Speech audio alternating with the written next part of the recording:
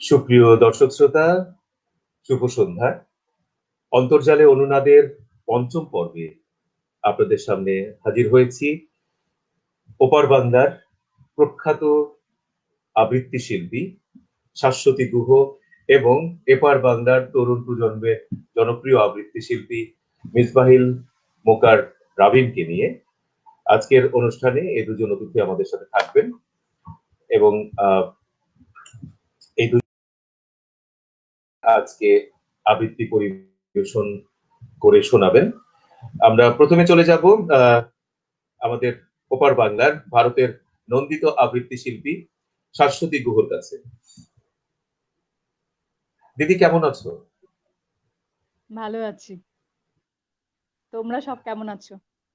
আমরা চলছি সবাই। তুমি জানো যে এই মুহূর্তে করোনার কাল চলছে, সারা পৃথিবীর মানুষ একটা ক্রান্তি লগ্নের মধ্য দিয়ে আমরা পার করছি।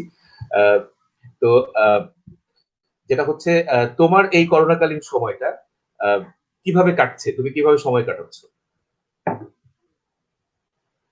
তার আগে তোমাদের সকলকে শুভেচ্ছা জানাই।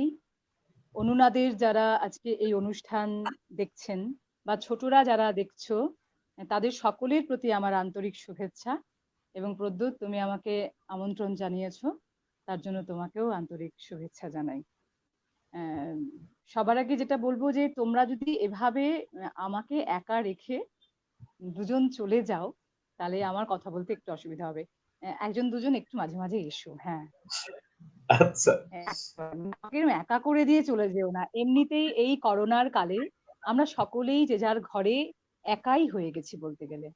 তবু তো দেখো, এই মাধ্যমটা আছে বলে আমরা বিভিন্ন প্রান্তে বসে একে অপরের হাসিটুকু দেখতে পাচ্ছি, একে অপরের সঙ্গে কথা বিনিময় করতে পাচ্ছি। এটা আমাদের জন্য একটা দুর্দান্ত পথ বলতে পারি। এই ভার্চুয়াল অনুষ্ঠানগুলো আছে বলে বোধহয় আমাদের শিল্পীরা, আমরা যে ক্রাইসিসের মধ্যে দিয়ে যাচ্ছিলাম সেখান থেকে অনেকটা বোধহয় কাটিয়ে উঠতে পারলাম, শুধু এই এই মাধ্যমটা ছিল বলে আমরা বেঁচে আছি।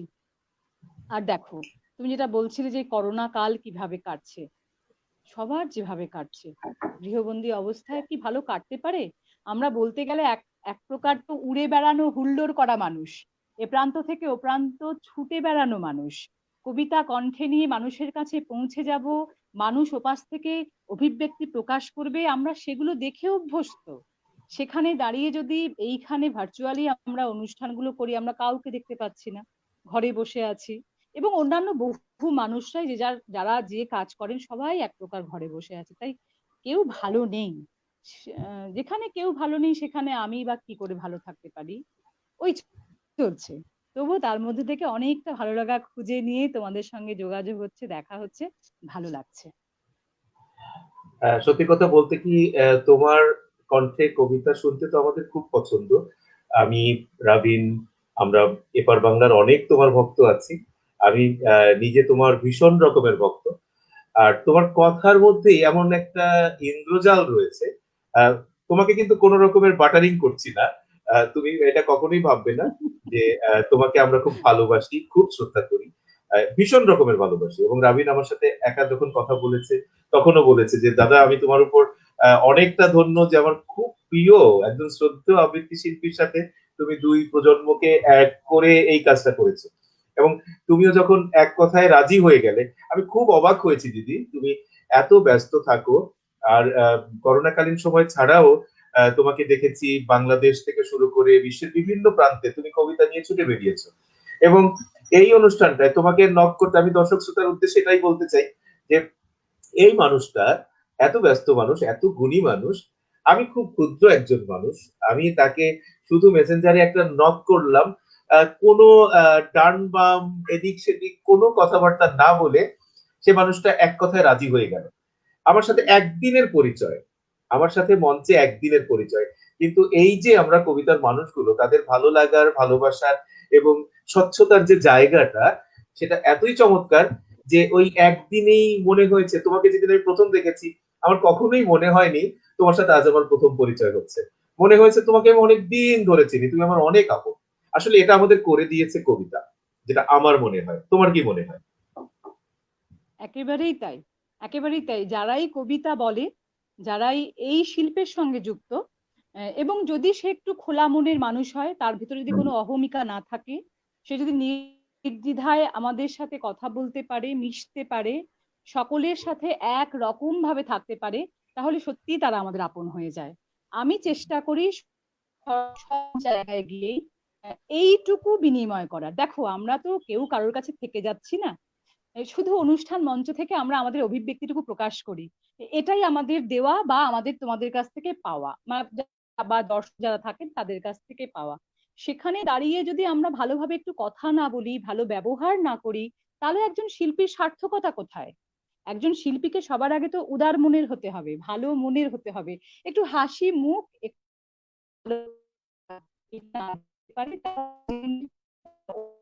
সম্পদ এই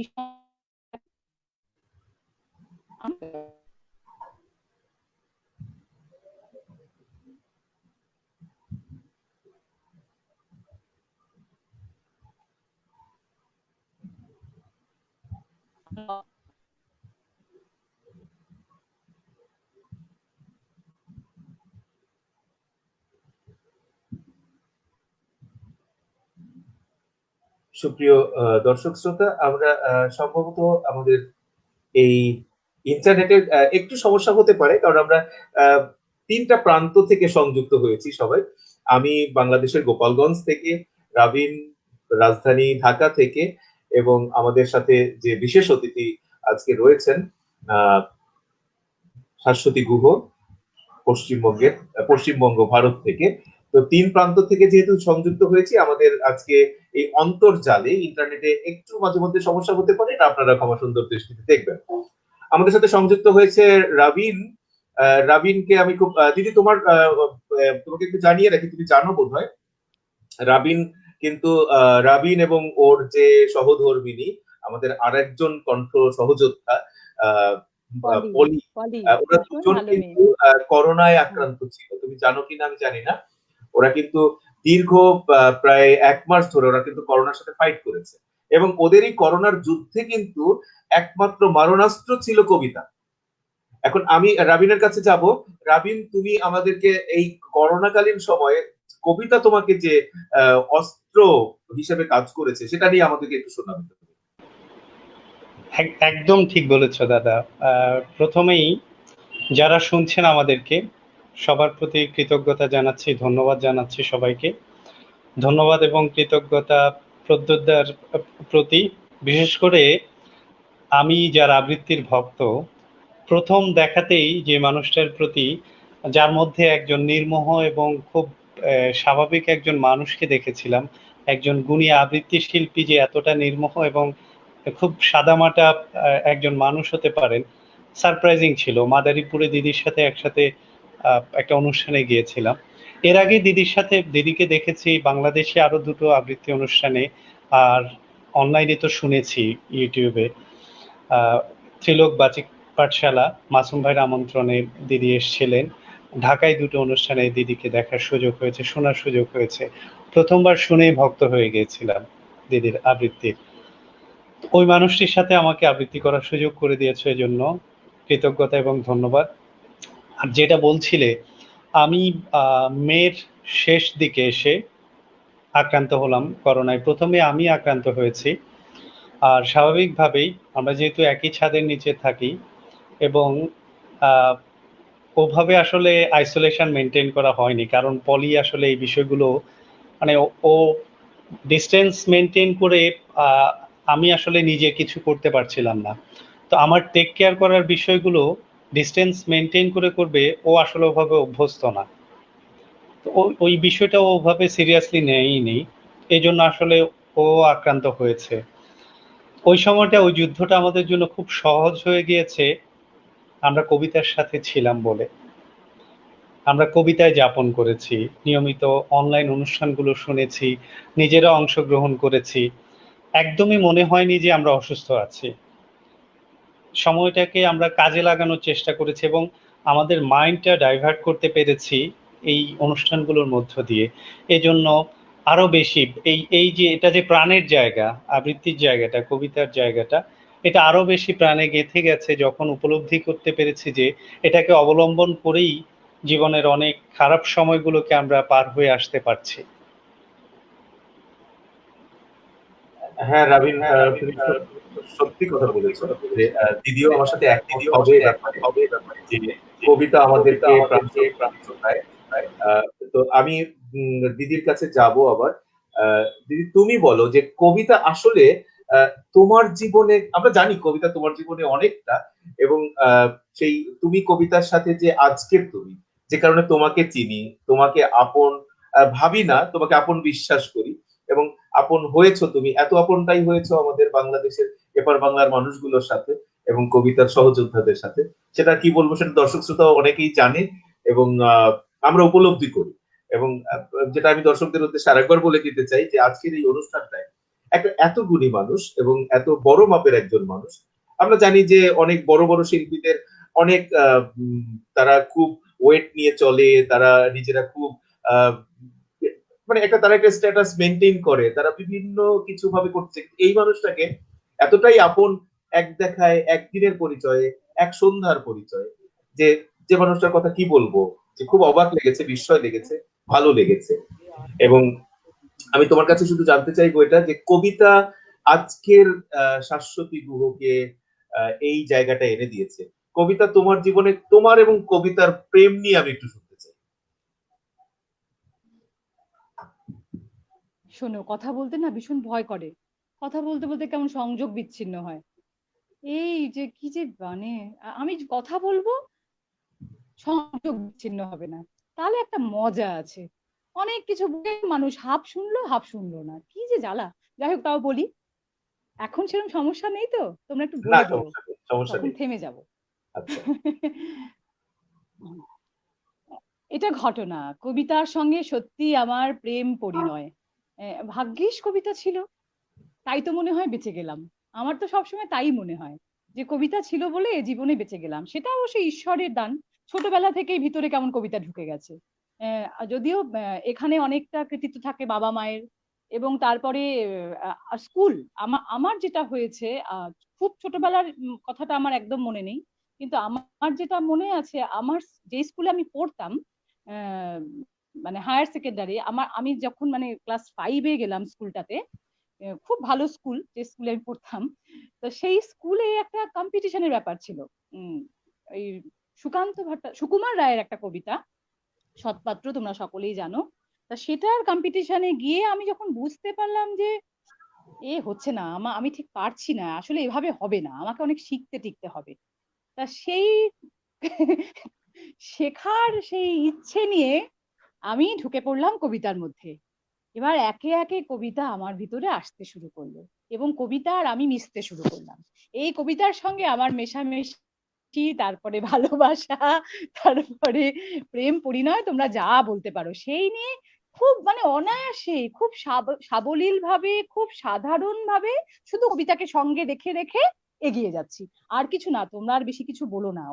আমি জাস্ট বলি, মঞ্চে দাঁড়িয়ে বলি, আমি একটু বলার চেষ্টা করি, কবিতাগুলোকে একটু বোঝার চেষ্টা করি, যেটা আমার হয়েছে। আমি তোমার অনুনাদের ছেলে মেয়েদের জন্য যেটা আমি বলবো, যে ছোটবেলা থেকে যদি আমরা শিশুদের মধ্যে ছড়া, মজার কবিতা, যে কবিতায় ছন্দ আছে, আনন্দ আছে, সেগুলো যদি আমরা শিশুদের মধ্যে ঢোকাতে পারি, কোনো শিশু যদি একবার তার মধ্যে তার আনন্দটা খুঁজে পায়, তাহলে আমার মনে হয় সে আজীবন কবিতার প্রেমে পড়ে থাকবেই, এবং কবিতার সঙ্গে সে কখনো কোনো রকম ভাবে তার ছাড়াছাড়ি হবে না।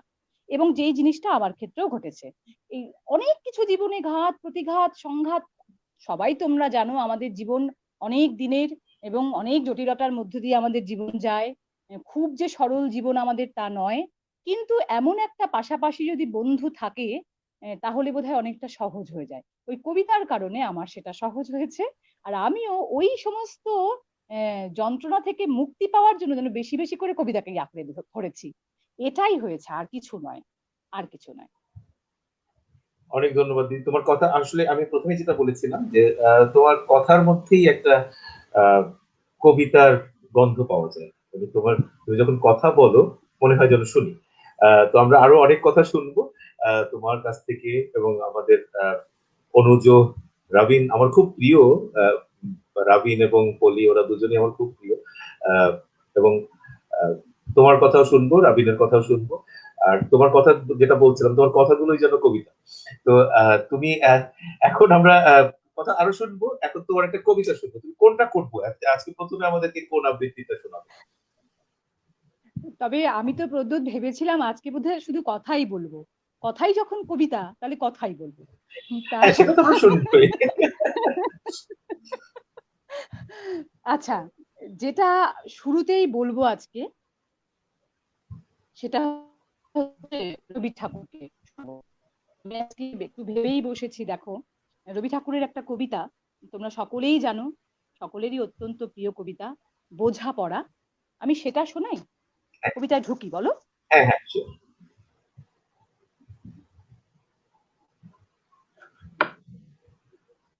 মনেরে আজ কহ যে, ভালো মন্দ যাহাই আসুক, সত্যেরে লও সহজে। কেউ বা তোমায় ভালোবাসে, কেউ বা বাসতে পারে না যে। কেউ বিকিয়ে আছে, কেউ বা সিকি পয়সা ধারে না যে।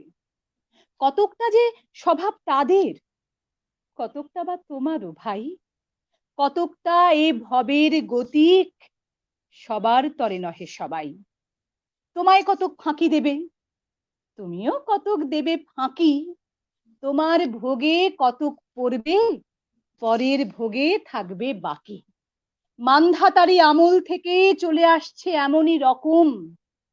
তোমারই কি এমন ভাগ্য, বাঁচিয়ে যাবে সকল জখম। মনেরে মনেরে আজ কহ যে, ভালো মন্দ যাহাই আসুক, সত্যেরে লও সহজে।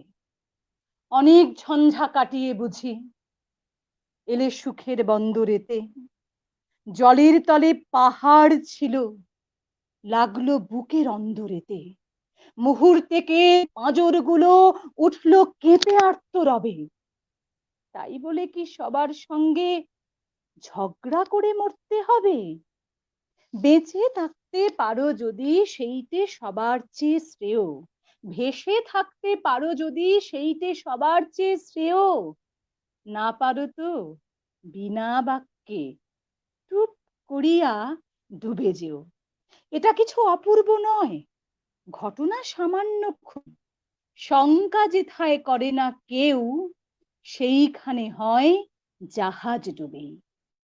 মনেরে তাই কহ যে, ভালো মন্দ যাহাই আসুক, সত্যেরে লও সহজে। তোমার মাপে হয়নি সবাই, তোমার মাপে হয়নি সবাই। তুমিও হওনি সবার মাপে। তুমি মরো কারো ঠেলায়, কেউ বা মরে তোমার চাপে। তবু ভেবে দেখতে গেলে এমনই কিসের টানাটানি।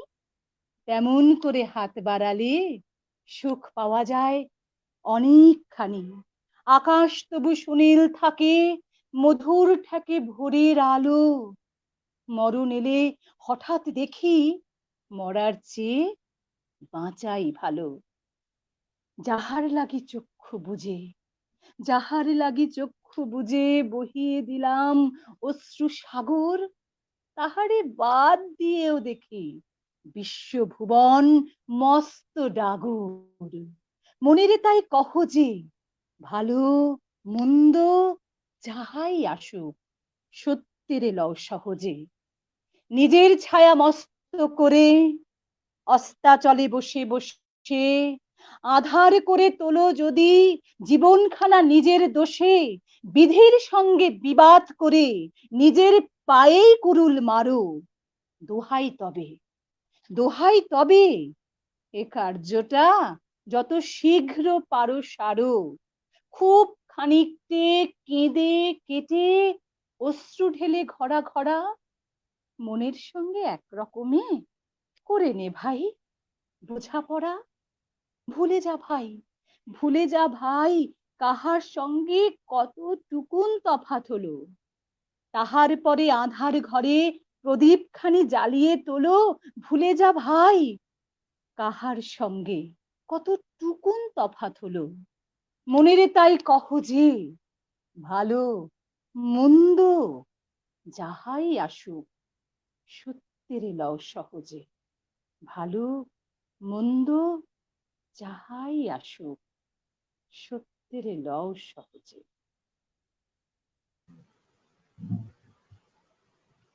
চমৎকার। চমৎকার বললে ভুল হবে। আহ, কবিতার কথাগুলো যেরকম, আহ, যে মেসেজটা তুমি দিলে রবি ঠাকুরের কবিতার মধ্য থেকে, সেই মেসেজটা আসলে আমাদের সবার হৃদয়ঙ্গম হওয়া খুব জরুরি। যে সহজে এবং সহজ সত্য, সেই সেই কথা, সত্যম শিবম সুন্দরম, যে সত্যই শিব, শিবই সুন্দর। মানে সুন্দরের সাথে, সত্যের সাথে থাকলে জীবনটা আসলেই সত্যিকারের উপভোগ্য হয়। তাই তো কবিতাটার কথা তো তাই। আর তুমি এত সাবলীল ভাবে তোমার প্রশংসা এখানে বসে করতে চাই না।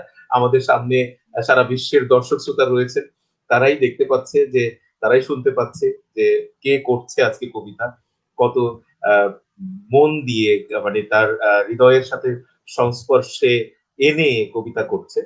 আর রাবিন আজকে খুবই এক্সাইটেড যে সে তোমার সাথে কবিতা করছে, এবং সে বলেও ফেলেছে অনুষ্ঠানের শুরুতে।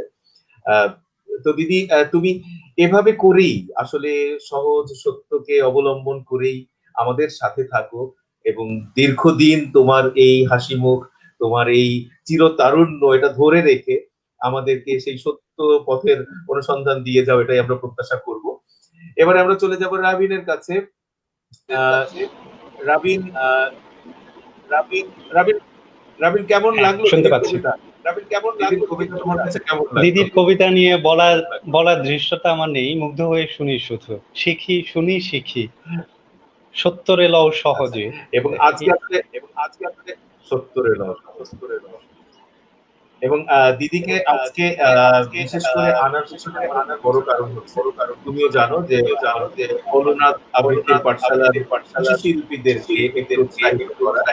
যে একদম। কারণ আমার ইচ্ছা ছিল যে ডিসেম্বর, জানুয়ারি, ফেব্রুয়ারি এই সময়টায়, ফেব্রুয়ারি মার্চের দিকে একবার একটা বড় আয়োজন করব, দিদিকে আমন্ত্রণ জানাবো, আরো কয়েকজনকে আমন্ত্রণ জানাবো। তো সেটা হয়ে ওঠেনি। আজকের অনুষ্ঠানের মধ্য দিয়ে হলেও আমার শিক্ষার্থীরা কিছুটা উৎসাহিত হবে দিদির। এবার রাবিন, তোমার কণ্ঠে কোন কবিতা শুনবো? আমিও রবীন্দ্রনাথ দিয়েই শুরু করব। রবীন্দ্র নজরুল তো আমাদের কবিতার জীবনের খুব বড় একটা অবলম্বন, আমাদের জীবনেরও অবলম্বন। তো আমিও রবীন্দ্রনাথ থেকে আমার খুব পছন্দের, খুব প্রিয় একটি কবিতা করব, পৃথিবী। যদিও দীর্ঘ কবিতা, আমি সংক্ষিপ্ত করে পড়ব কবিতাটি। শুরু করছি। পৃথিবী। আজ আমার প্রণতি গ্রহণ করো পৃথিবী, শেষ নমস্কারে অবনত দিনাবসানের বেদী তলে। মহাবীর্যবতী তুমি বীর প্রজ্ঞা, বিপরীত তুমি ললিতে কঠোরে। তোমার প্রকৃতি মিশ্রিত পুরুষে নারীতে, মানুষের জীবন দোলাইত করো তুমি দুঃসহ দ্বন্দ্বে। ডান হাতে পূর্ণ করো সুধা, বাম হাতে চূর্ণ করো পাত্র। তোমার লীলাক্ষেত্র মুখরিত করো অট্ট বিদ্রুপে। দুঃসাধ্য করো বীরের জীবনকে, মহৎ জীবনে যার অধিকার। শ্রেয়কে করো দুর্মূল্য, কৃপা করো না কৃপা পাত্রকে। তোমার গাছে গাছে প্রচ্ছন্ন রেখেছ প্রতি মুহূর্তের সংগ্রাম। ফলে শস্যে তার জয়মাল্য হয় সার্থক। তোমার ইতিহাসের আদি পর্বে দানবের প্রতাপ ছিল দুর্জয়। সে পুরুষ, সে বর্বর, সে মূর্খ। তার অঙ্গুলি ছিল স্থূল, কলা কৌশল বর্জিত। গদা হাতে, মুষল হাতে লণ্ড ভণ্ড করেছে সে সমুদ্র ও পর্বত। অগ্নিতে বাষ্পেতে দুঃস্বপ্ন ঘুলিয়ে তুলেছে আকাশে। জড়রাজত্বে সে ছিল একাধিপতি, প্রাণের পরে ছিল তার অন্ধ ঈর্ষা। দেবতা এলেন পরযুগে, মন্ত্র পড়লেন দানব দমনের। জীবের জীবধাত্রী বসলেন শ্যামল আস্তরণ পেতে। উষা দাঁড়ালেন পূর্বাচলের শিখর চূড়ায়। পশ্চিম সাগর তীরে সন্ধ্যা নামলেন, মাথায় নিয়ে শান্তি ঘট। নম্র হলো শিকলে বাঁধা দানব, তবু সেই আদিম বর্বর আঁকড়ে রইল তোমার ইতিহাস, ব্যবস্থার মধ্যে সে হঠাৎ আনে বিশৃঙ্খলতা। তোমার স্বভাবের কালো গর্ত থেকে হঠাৎ বেরিয়ে আসে এঁকে বেঁকে।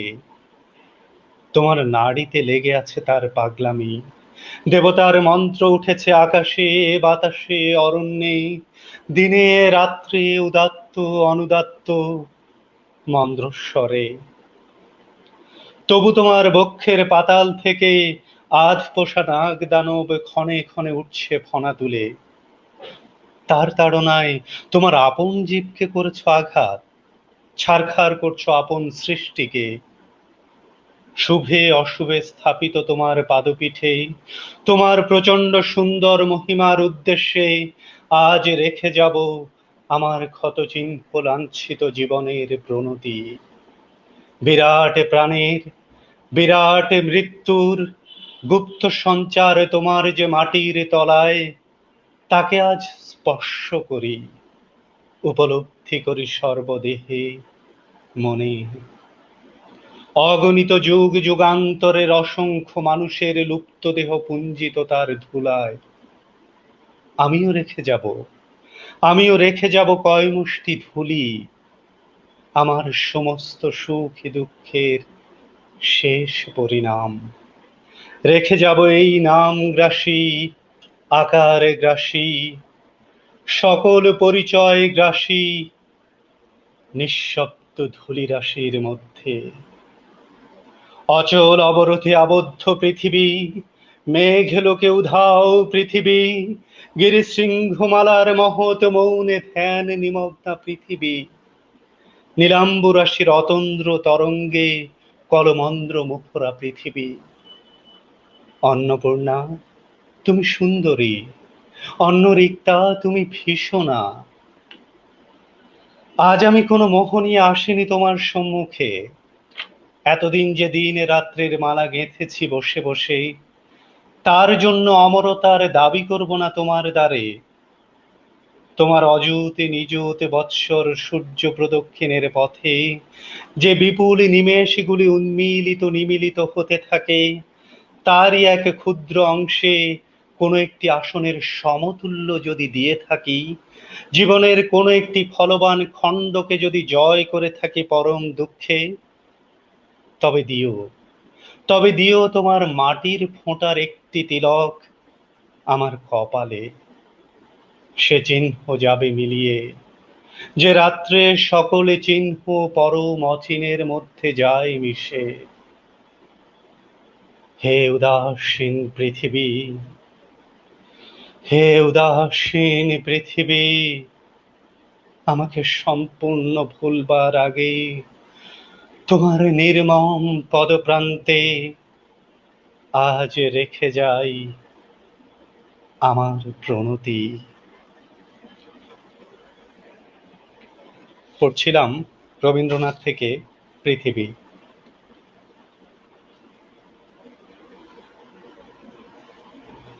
কি বলবো রবিন, অনেক মুগ্ধতা। আমি কখনো সাহস করিনি উচ্চারণ করার। আমি মন্ত্রমুগ্ধের মতোই শুনছিলাম। আহ, খুবই চমৎকার করেছো, এবং নিঃসন্দেহে আমাদের দর্শক শ্রোতা যারা আছেন তারা উপভোগ করেছেন। আহ, দিদি, তোমার কাছে জানতে চাইবো, আহ,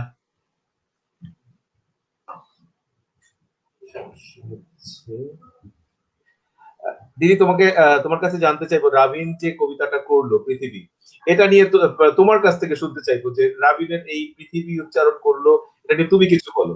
আমি আমি তো প্রথমে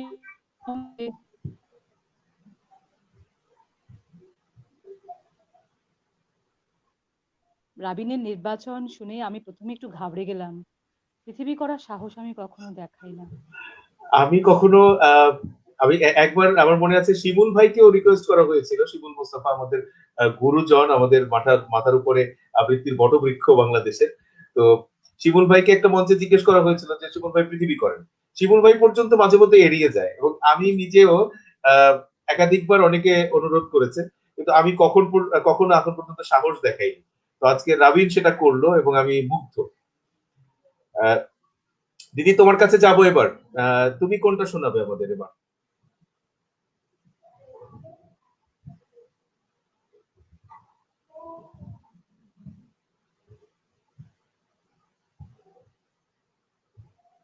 সুপ্রিয় দর্শক শ্রোতা, সম্ভবত আমাদের একটু অন্তর্জালে নেটে একটু সমস্যা হচ্ছে, কারণ আপনারা জানেন যে শুধু হ্যাঁ দিদি তুমি এসেছো, আবার তোমাকে আবার পাওয়া গিয়েছে।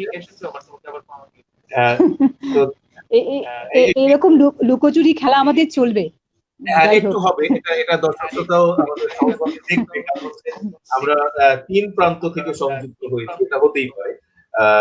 তো এবার দিদি তোমার কাছ থেকে কোন কবিতাটা যেটা আমি বলছিলাম, হ্যাঁ যেটা আমি বলছিলাম, রাবিনের মানে দুঃসাহস, রাবিন খুব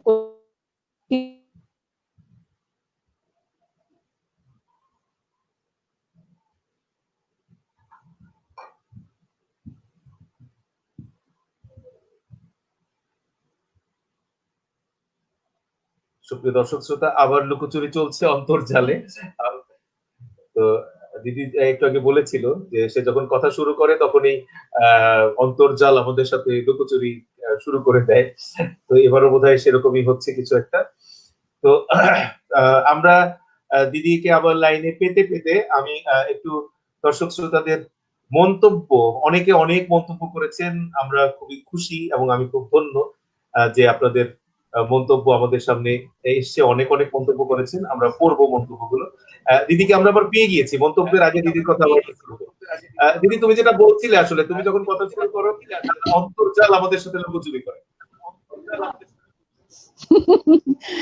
যেটা বলছিলাম যে আসলে রবি ঠাকুরের কবিতায় তো দেখো সরাসরি সবসময় যে অর্থ খুঁজে পাই আমরা তা তো নয়, অর্থ মিনিং থাকে, এবং খুব বোধের কবিতা তার।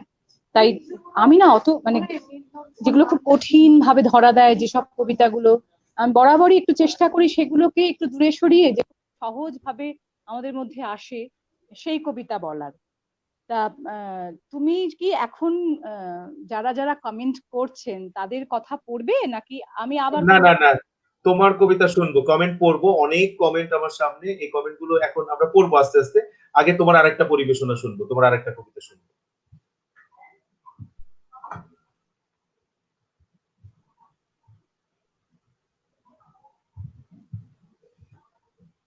সুপ্রিয় দর্শক শ্রোতা, আবার সেই একই সমস্যা হচ্ছে। হ্যাঁ দিদি, তোমার একটা পরিবেশনায় চাই, আমরা তোমার একটা পরিবেশনা শুনবো।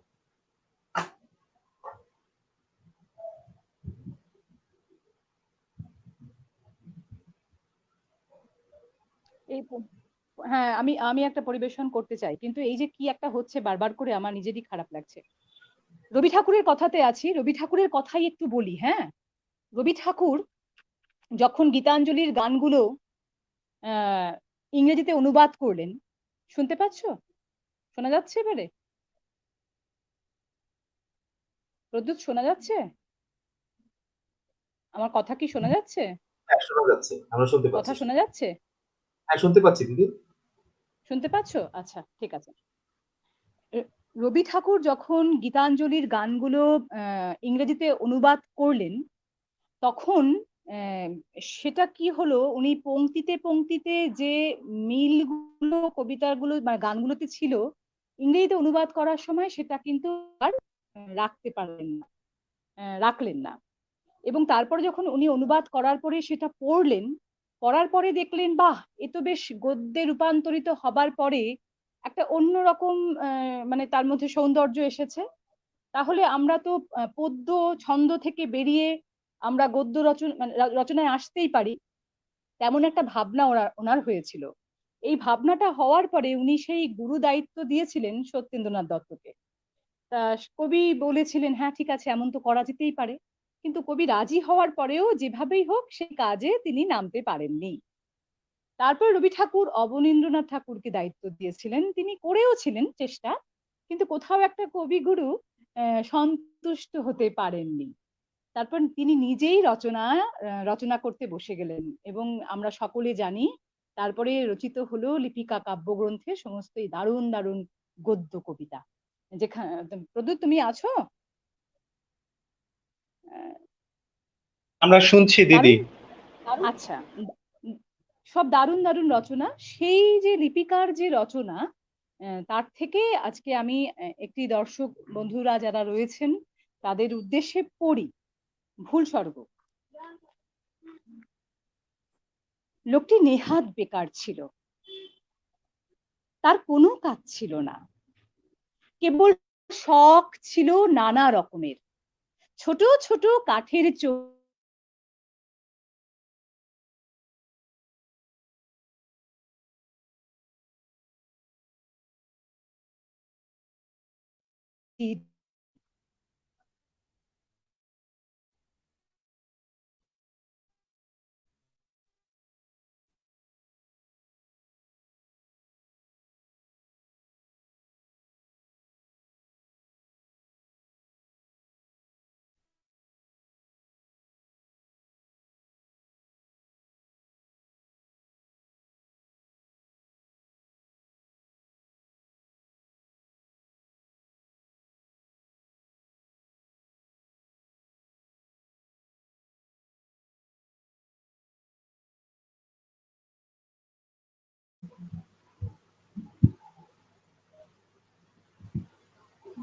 সুপ্রিয় দর্শক শ্রোতা, সম্ভবত আমাদের ইন্টারনেটের সংযোগের সমস্যার কারণে আমরা দিদিকে কিছুক্ষণ পাচ্ছি না। আবার দিদিকে আবার লাইনে পাওয়া গেলে আমরা আবার নিয়ে আসবো। আমি একটু মন্তব্যগুলো পড়ে আসছি। অতনু বিশ্বাস আমাদেরকে ভালোবাসা জানিয়েছে। সাউদ লিখেছে শুভকামনা রইল। পলি পারভিন আমাদের রাবিনের এক ছাদের নিচে যার সাথে রাবিন বসবাস করে সেই ভদ্র মহিলা আমার খুব প্রিয় একজন আবৃত্তি শিল্পী। পলি লিখেছে শাশ্বতী, প্রদ্যোৎদা এবং রাবিন, আপনাদের কথা ও আবৃত্তি শুনতে যুক্ত হয়েছি। অশেষ ধন্যবাদ পলি, তুমি আমাদের সাথেই থাকো। রাশিদুল হাসান শুভেচ্ছা জানিয়েছে। পরিতোষ বিশ্বাস শুভেচ্ছা জানিয়েছে। অনিকেত রাজেশ লিখেছে এসে গেছি শুভেচ্ছা শিল্পীদের। মাইমুনা হায়দার চৌধুরী, ভাইয়া আপু দুজনে যেভাবে কবিতাকে সঙ্গী করে এই প্রতিকূল সময়টা জয় করেছে তা আমাদের জন্য অনুপ্রেরণা। এটা রাবিনকে এবং পলিকে উদ্দেশ্য করে লিখেছে এবং সত্যি তাই, এটা আমাদের সবার জন্য অনেক অনুপ্রেরণার একটা জায়গা। ঋতুরাজ ফিরোজ শুভেচ্ছা জানিয়েছে। জুয়েল রানা ভালোবাসা জানিয়েছে আমাদের। ব্রজেন্দ্রনাথ সরকার, he is looking so gorgeous, program is going on very smoothly. অনেক ধন্যবাদ ব্রজেন্দ্রনাথ সরকার, আমার একজন প্রাক্তন সহকর্মী, এই মুহূর্তে রাজশাহী সরকারি কলেজের উনি সহকারী অধ্যাপক। পরিতোষ বিশ্বাস, কবিতাটা একটু শোনাবেন দিদি। কোন কবিতাটা সেটা উল্লেখ করেননি।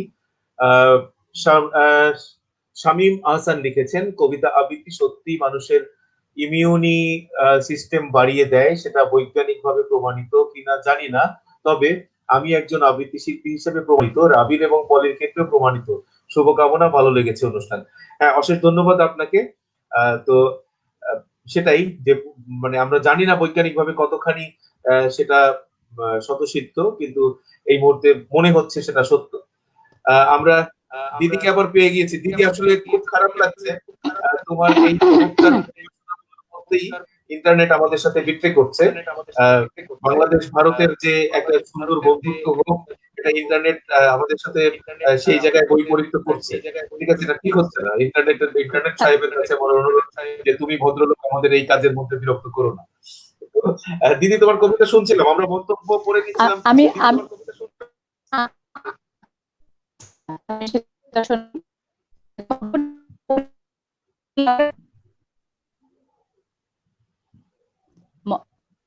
মন্তব্যটা পড়বে নাকি আমি আবার যাব?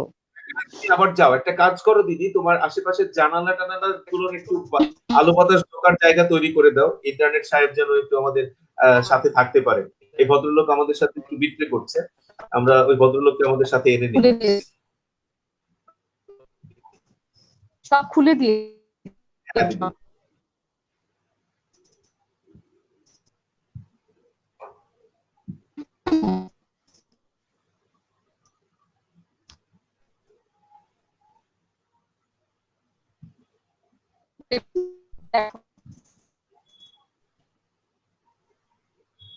সুপ্রিয় দর্শক শ্রোতা, আসলে ইন্টারনেট আমাদের আজকে খুবই জ্বালাচ্ছে।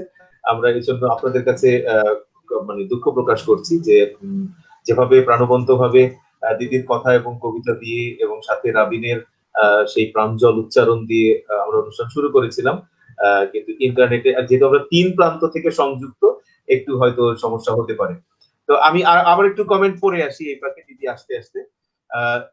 কবিতা আবৃত্তি সত্যি মানুষের, আচ্ছা এটা আমরা পড়ছিলাম, শামীম হাসান খুব চমৎকার কথা লিখেছেন।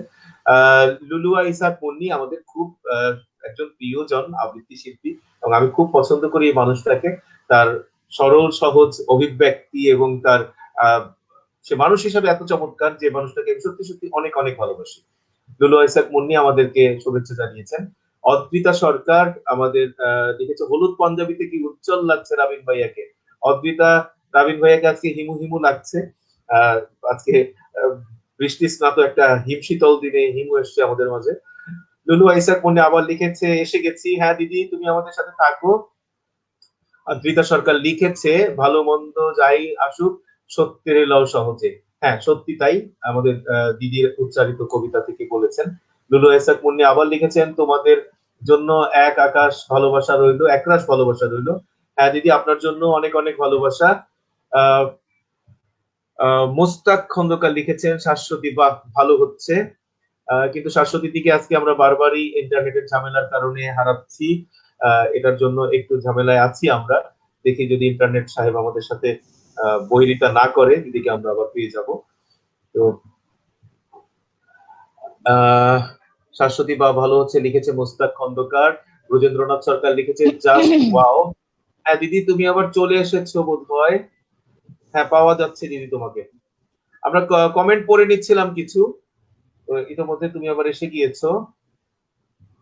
দিদি আমাদের শুনতে পাচ্ছ?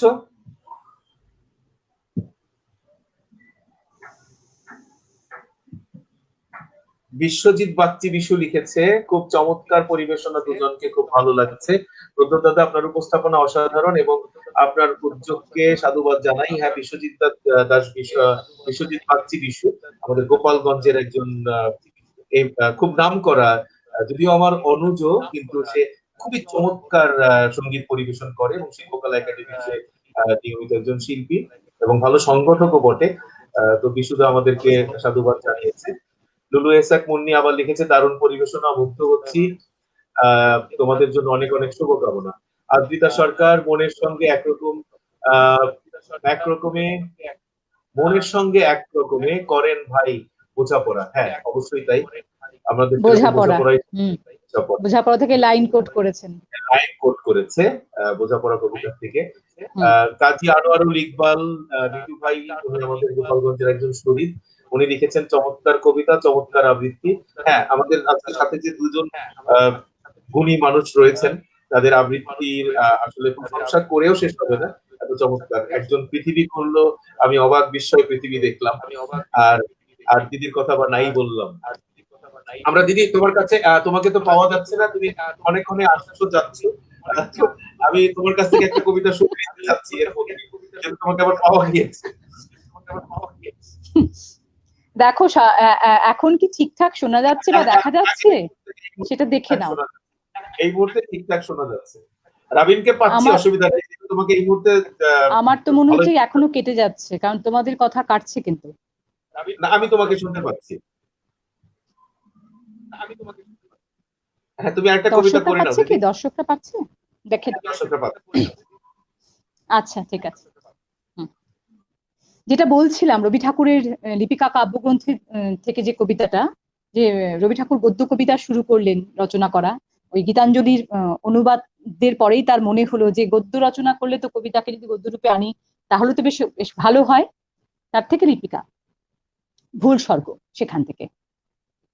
লোকটি নেহাত বেকার ছিল, তার কোনো কাজ ছিল না, কেবল শখ ছিল নানা রকমের। ছোট ছোট কাঠের চৌকোয় মাটি ঢেলে তার উপরে সে ছোট ছোট ঝিনুক সাজাতো। দূর থেকে দেখে মনে হতো যেন একটা এলোমেলো ছবি, তার মধ্যে পাখির ঝাঁক, কিংবা এবড়ো খেবড়ো মাঠ, সেখানে গরু চড়ছে, কিংবা উঁচু নিচু পাহাড়, তার গা দিয়ে ওটা বুঝি ঝর্ণা হবে, কিংবা পায়ে চলা পথ। বাড়ির লোকের কাছে তার লাঞ্ছনার সীমা ছিল না। মাঝে মাঝে পণ করত পাগলামি ছেড়ে দেবে, কিন্তু পাগলামি তাকে ছাড়তো না। কোনো কোনো ছেলে আছে সারা বছর পড়ায় ফাঁকি দেয়, অথচ পরীক্ষায় খামোখা পাশ করে ফেলে। এর সেই দশা হলো। সমস্ত জীবনটা অকাজে গেল, যে তার স্বর্গে যাওয়া মঞ্জুর। কিন্তু নিয়তি নিয়তি স্বর্গের পথেও মানুষের সঙ্গ ছাড়ে না। দূতগুলো মার্কা ভুল করে তাকে কেজো লোকের স্বর্গে রেখে এলো। এই স্বর্গে আর সবই আছে, কেবল অবকাশ নেই। এখানে পুরুষরা বলছে হাঁপ ছাড়বার সময় কোথা, মেয়েরা বলছে চললুম ভাই, কাজ রয়েছে পড়ে। সবাই বলে সময়ের মূল্য আছে, কেউ বলে না সময় অমূল্য। আর তো পারা যায় না বলে সবাই আক্ষেপ করে আর ভারী খুশি হয়। খেটে খেটে হয়রান হলুম, এই নালিশটাই সেখানকার সঙ্গীত। এ বেচারা কোথাও ফাঁক পায় না, কোথাও খাপ খায় না, রাস্তায় অন্যমনস্ক হয়ে চলে, তাতে ব্যস্ত লোকের পথ আটক করে। চাদরটি পেতে যেখানেই আরাম করে বসতে চায়, শুনতে পায় সেখানেই ফসলের ক্ষেত, বীজ পোঁতা হয়ে গেছে, কেবলই উঠে যেতে হয়, সরে যেতে হয়।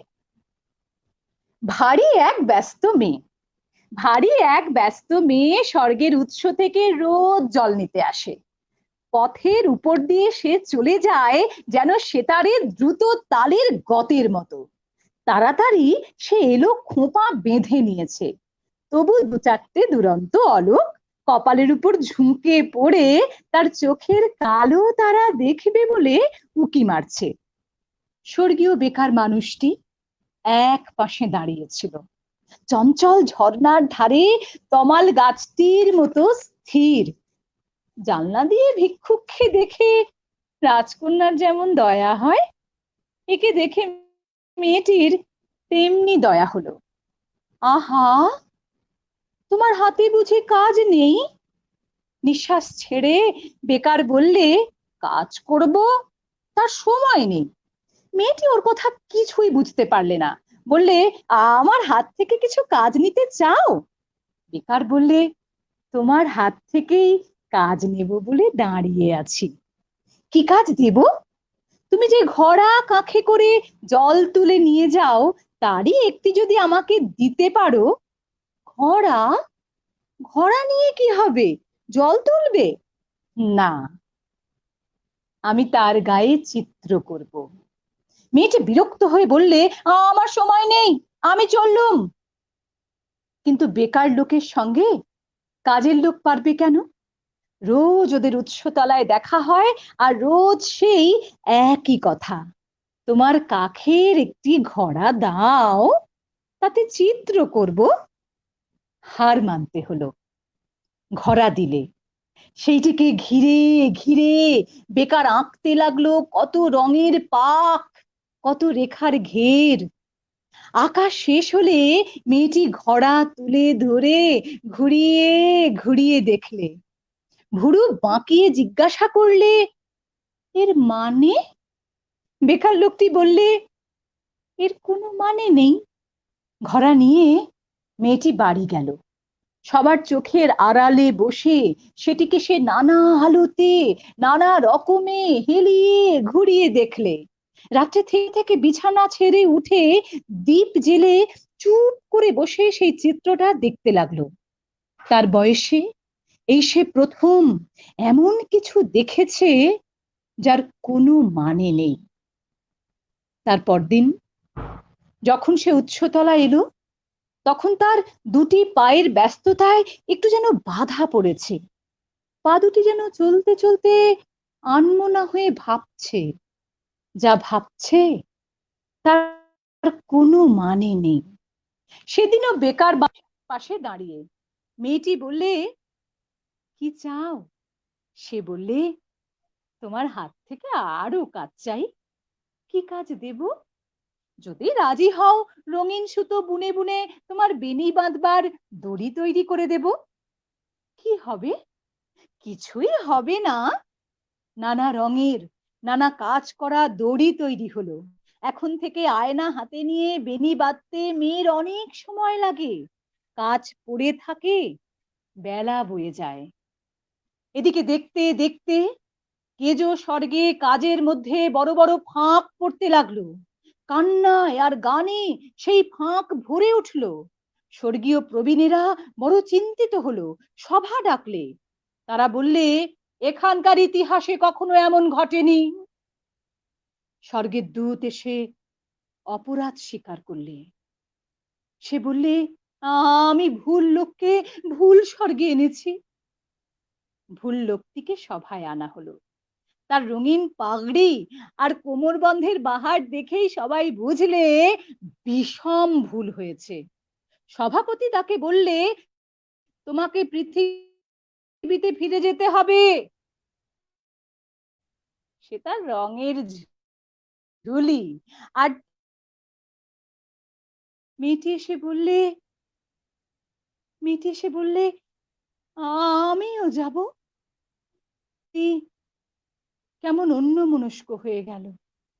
এই সে প্রথম দেখলে এমন একটা কাণ্ড যার কোনো মানে নেই। এত অসাধারণ সমস্ত রচনা দীপিকা কাব্যগ্রন্থের, আমরা যারা কবিতা পড়ি, যারা রবীন্দ্রনাথকে পড়ি, বা যারা কাব্য চর্চার সঙ্গে যুক্ত, তারা সকলেই জানি যে রবি ঠাকুরের রচনা মানে তার মধ্যে একটা অন্যরকম স্বাদ। বিশেষ করে দীপিকা গ্রন্থের কবিতাগুলো পড়লেই, গদ্য কবিতাগুলো পড়লে তো আমরা সেটা সব সময়ই বুঝতে পারি। আমার মনে হয় আমার সাথে প্রদ্যোৎ সহমত হবে। হ্যাঁ দিদি, আসলে আমি এটা বলতে চাচ্ছিলাম যে লিপিকার ব্যাপারে। কবিতা তুমি কি করেছো সেটা দর্শক শ্রোতা খুব ভালো করে জানে। আমি এটা নিয়ে আমি খুব ছোট মানুষ। তোমার আবৃত্তির জগতে বা তুমি যে জায়গাটা, যে স্থানটা দখল করে আছো, এবং আমাদের তুমি মনের যে বারবার জায়গাটা, এরকম বলো আমি না। বারবার এরকম করে বলছি বার- না দিদি, যেটা বলছি না সেটা মন না না থেকে না না, বলছি। বারবার না। আচ্ছা, যেটা বলছিলাম যে তুমি কি কবিতা করলে সেটা নিয়ে আমার কোনো মন্তব্য নেই, বা সেটা নিয়ে আমি প্রশংসাও করবো না, প্রশংসাও করতে চাচ্ছি না। তো যেটা হচ্ছে আমি বলতে চাচ্ছি সেটা হচ্ছে যে লিপিকা নিয়ে, যে আমরা যারা সংগঠন করি, বিশেষ করে শিশুদের নিয়ে যে যারা কাজ করি, সেই সাংগঠনিক বাচ্চাগুলোকে বা আবৃত্তি যারা করে, তাদের জীবনে লিপিকার গুরুত্বটা নিয়ে তুমি যদি আরেকটু বলতে, আমার কাছে খুব ভালো লাগতো। কারণ আমি যখন কবিতা করতে যাই, আমার হাতে আসলে লিপিকাটা সবার আগে ধরিয়ে দেওয়া হয়েছিল যে এটা পড়ো। আমাকে লিপিকা পড়তে বলা হয়েছিল, এবং লিপিকা আমি খুব ছোট্ট একটা বই, কিন্তু লিপিকা আমি যখন আমার কাছে কেউ আসে, আমিও লিপিকাটা হাতে ধরিয়ে দিই, যে বলি যে এটা পড়তে বলি। তো লিপিকা নিয়ে তুমি যদি আর একটু বলতে, যে আমাদের অনুনাদের শিক্ষার্থীরা রয়েছে, রাবিন আছে, রাবিনের সংগঠন আছে, আমাদের দর্শক শ্রোতা আছে, তারা যদি লিপিকার সম্পর্কে আমি আরেকটু বিশেষ শুনতে। করে আমি আমি তো বিশেষ করে লিপিকা কাব্যগ্রন্থের আমি অনুরোধে সবাইকে বলবো বিদূষক পড়তে, কর্তার ভূত পড়তে, এবং সব থেকে বড় কথা নতুন পুতুল পড়তে, এবং তোতা কাহিনী, মানে বিশেষ করে যেগুলো সব উল্লেখযোগ্য, মানে যেখান থেকে আমরা এক একটা করে মেসেজও পাই। বিদূষক, তোতা কাহিনী, মানে এগুলো, নতুন পুতুল, মানে এই সব সব এই সমস্ত যে রচনাগুলো, গদ্য রচনাগুলো, কাব্যিক গদ্য রচনা যেগুলো, তাতে করে কিন্তু আমরা একেবারে মানে মেসেজ পাই। রবি ঠাকুরের সমস্ত লেখায়, যেমন আমি প্রথমে যেটা বললাম বোঝাপড়া, তাতেও একটা মেসেজ আছে, সব সময় পাই। কিন্তু দীপিকাতে একটা অন্যরকম মাদকতা আছে, দীপিকার সমস্ত রচনাগুলোতে অন্যরকম মাদকতা আছে। শিশুরা খুব, ছোটরা খুব মজা পাবে এই সবগুলো পড়লে, এই লেখাগুলো পড়লে, বা এই সমস্ত লেখাগুলোর সঙ্গে তারা যদি অনুশীলনে যুক্ত হয়, এইগুলো চর্চা করে, ওরা কিন্তু বেশ মজা পাবে। সেই দিদি, আমি তোমার সাথে একমত। এবং তুমি আরো আরো উপদেশ দেবে আমাদের সংগঠনের ছোট্ট বন্ধুদের জন্য। আমরা চাই তুমি সবসময় আমাদের সাথে সংযুক্ত থাকো, যেহেতু এখন এই অন্তর্জালের যুগে আমরা পৃথিবীর বিভিন্ন প্রান্ত থেকে সংযুক্ত হতে পারছি। আর তোমার মতো মানুষ আমাদের সাথে থাকলে অনুনাদ আরো বেশি অনুরণিত হবে বলে আমরা বিশ্বাস করি। এবারে আমরা আবার চলে যাব আহ রাবিনের কাছে। রাবিন, তোমার কোন কবিতা শুনবো এবার আমরা?